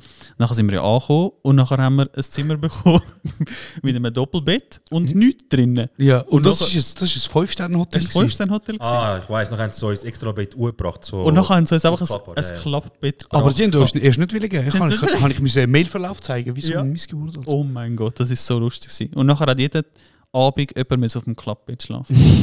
Was fair ist. Hat schon anders nicht funktioniert, Bro. Zum Beispiel in L.A. Bist du nicht dabei gewesen? Ja. Schwierige Zeit. Natürlich. Nein, Bro, nein, einfach, besser jetzt nicht. würde ich schon das fragen. Jetzt mich jetzt wundern, Bro. Nur das mich wundert so. An dem Tag, wo ihr in die scheiß Villen gegangen sind, haben die gesagt, fick auf Josh und Zero, wir nehmen die besten Betten, die können in dem scheiß Bunkerbett, Asylheimbett. Bro, ich Was weiß haben wir gar nicht mehr, schon? wie das mit den Betten war. Ganz ehrlich, ich weiss, dass unsere Koffer zu spät angekommen sind und wenn ich nicht verwachen wäre, hätten wir keinen Koffer gehabt. Ich bin am 12 Ich hätte noch einen Taxifahrer noch in... Nein, der Eros ist gefickt worden von einem Taxifahrer. Ich bin am 12 in der Nacht verwachen, wie der Leute hat, um unsere Koffer zu bringen. Ich so. Irgendwie bin ich verwacht und dann habe ich aufgemacht und alles reingebracht. Stimmt, ja. Aber wir haben unsere Köpfe ja gehabt, wir haben einen anderen sind Flug mit gehabt. Swiss geflogen. Ah, ihr sind ja später Wir sind gekommen. mit Ihr Swiss- sind direkt gekommen und Ja. wir sind mit... Wir sind über New York. Nein, wir sind über Amsterdam. KLM. Ah, stimmt, ja. Der Ja, Classic. voll. Das ist so ein verwirrender Podcast, glaube Ja, Max, aber egal. ich. Wir sind einfach Städte nehmen, einfach- Barcelona, Nueva wir York. sind einfach ein Gespräch am Führen von Valencia, Freundschaft, ja. weißt, wo wir uns seit 3 Jahren nicht gesehen haben, oder was weiß ich. Ja, das hat so viele Stories. Okay. Also, wir müssen auch, es ist auch so ein bisschen antasten, was können wir sagen, was nicht, weißt du? Ja, das stimmt ja. Genau, also in L.A. für die, die zuhören. Was das Problem war, ist, der Ja, Serhat wirklich. und ich sind eine Stunde oder 2 später am Flughafen angekommen. Und wir haben abgemacht, dass wenn alle ankommen, weil das haben die alle gleich viel gezahlt für die scheiß Villa. Und dann haben wir gesagt, wenn wir ankommen, lösen wir aus, wer welches Zimmer bekommt. Weil ein Zimmer ist ein Sofabett, Sofa-Doppelbett. Also ein Zimmer ist Harry Potter, nicht mal Ja. Harry Potter würde drin wollen leben, weißt du? Wirklich. Aber ich kann dir ganz genau sagen, was passiert ist. Ich weiß es nämlich 100%. Für die Zuhörer, wir sind in die Villa reingelaufen, ich und Josh, wir sind so, jetzt wird mal schön gelöst, weißt du? Und alle Zimmer schon bezogen gewesen. Bro, und das Harry Potter Zimmer links ist, also du kommst wirklich in die Villa und gerade links ist das Zimmer. Wir sind okay, das ist leer, verständlich, ist logisch, wir gehen durch, Bro. Wir sehen Leute laufen durch mit Koffer offen und so. Jeder eingerichtet, Bro. Jeder an mir richten. Und nachher haben wir gesagt, wir so Jungs, look, wir sind 2 Wochen da. Wir haben das Wir sind abgemacht. 2 Wochen in dem Ding. Also, Ja. nein. Aber es war eine geile Villa. gewesen. Ja, Bro, kannst du nicht In sagen. Bis Bel auf ein Zimmer. Ja, genau. Wir so, look, Jungs, wir sagen, Jungs, was läuft? Keine Ahnung, noch nie so etwas gesagt. Wir so, Bro, wir haben doch abgemacht. Bro, das weiß ich nicht mehr, was du sagst. Wir so, okay, gut, tamam, machen wir so. Eine Woche schlafen wir jetzt da und eine Woche schlafen 2 andere Leute da. Okay. Wir so, wenn niemand nach einer Woche runterkommt, wir werden einfach nach Zufallsprinzip aus. Und jemand Ja, dann nehmen wir das beste Zimmer, haben wir gesagt. ja, aus Prinzip. Und nachher, wir gehen so geil. Ich glaube, jetzt so nach einer Woche, ich und Josh so am Mund laufen. Bro, wie ist deine? Bro, der ist viel Geld, der Glamour, der größte, der begehbare Schrank und so. Also gut. Stimmt.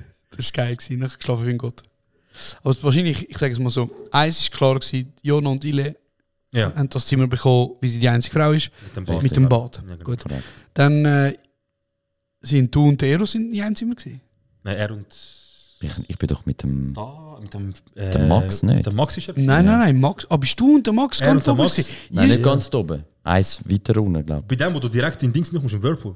Ja, das war ja. wir gewesen. Ist das oberst gewesen? Ja. Und in dem Fall Eros und Gilly. Ja.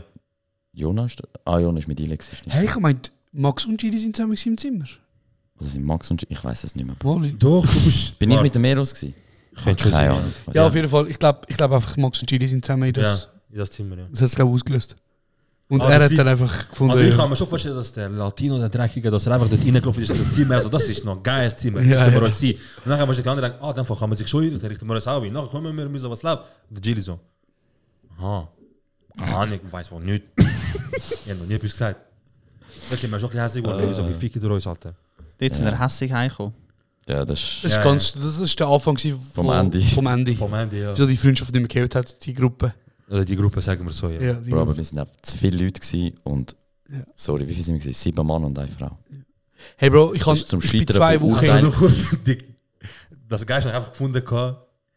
Du hast, glaube ich, mal einfach in die Stadt gehen oder so, nicht? Ich weiß es nicht mehr. Nein, nicht ich.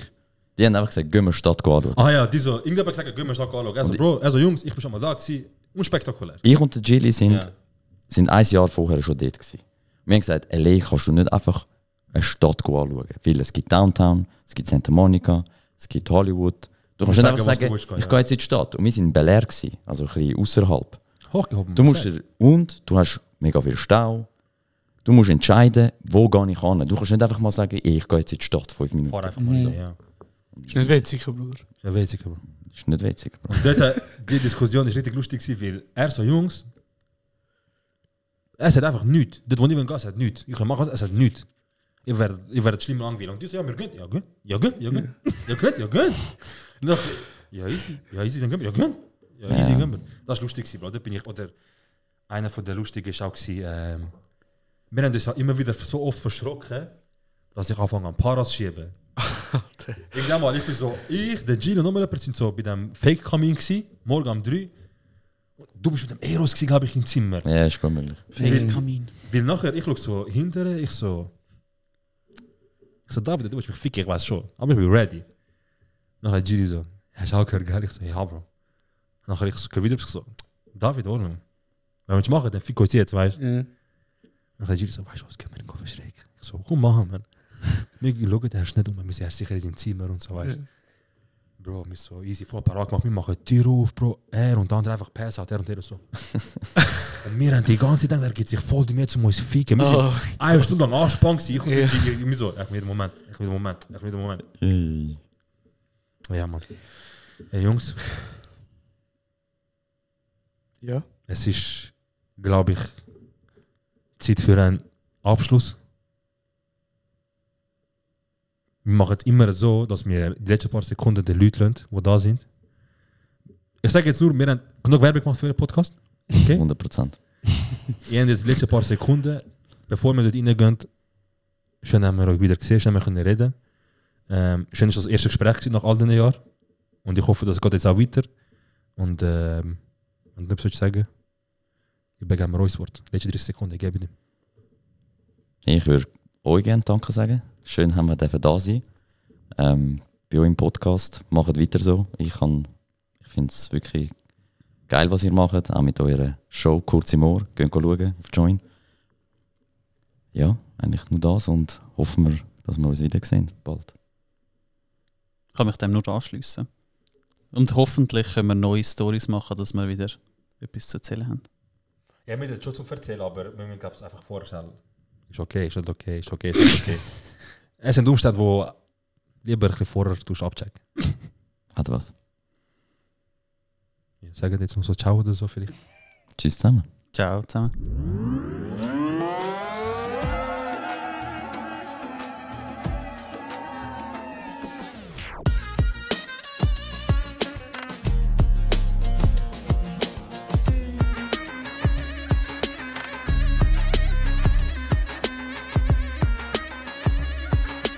Das ist kurz und